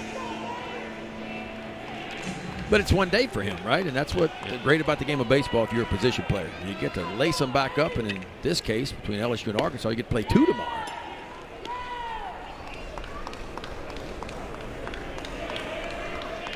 LSU has struck out 15 times today. The most they've had in a game was 16. That came against Texas.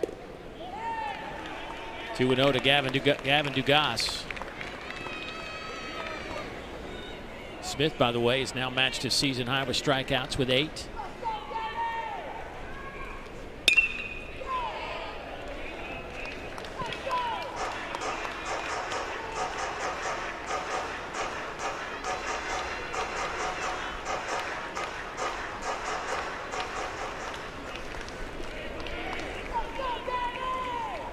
Gavin 0 for 2. 3-1 the count. Pitch count 77 now for Hagen Smith, and as a former starter, pitch count not that big a deal to him, although he'd like to have that one back. Let's see what they want to do here. They may go just have a little chat with Hagen. Yeah, if you're Arkansas, you'd like to see Smith go ahead and finish the game, obviously, not to use another arm out of that bullpen. And if you're LSU, that's what you're trying to do, is create enough traffic.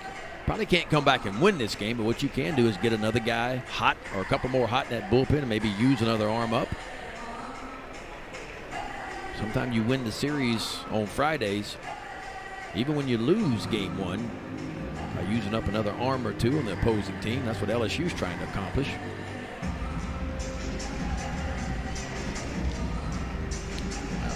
We're in complete disregard for the 30-second clock on this mound visit.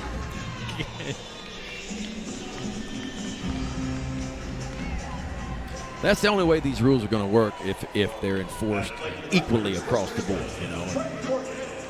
Because we've had the pitch clock in the Southeastern Conference before, but it's not really ever been enforced a whole lot. Here's Trey Morgan, 1 for 4 today. He'll look at a strike.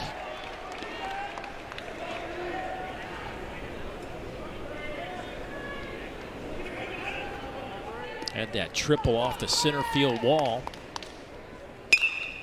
And then lifts this one out to right field. Borfin, a few steps in, and how about the Arkansas Razorbacks? Come on the road and take down the #1 team in America in game one of this 3-game set and a doubleheader set for tomorrow, and it's 15 straight wins for Arkansas. Yeah, they didn't back up. They weren't intimidated at all. I think it started with Hunter Holland for me. He was outstanding. Hagen Smith finishes it off, and then you get some big swings in the 10th inning. You know, you go back and look, and Diggs hits a homer, a 3-run shot. And of course, you get the 4-run shot by Robinette as well. So Hogs are for real, folks. You don't win 15 games in a row. They swept Auburn last weekend. They've knocked off LSU in game one of this series. Good day for the Hogs. A lot of baseball coming your way tomorrow. Final score 9-3. Up next, the Paul Feinbaum Show. For Ben McDonald, I'm Dave Neal. So long from Baton Rouge.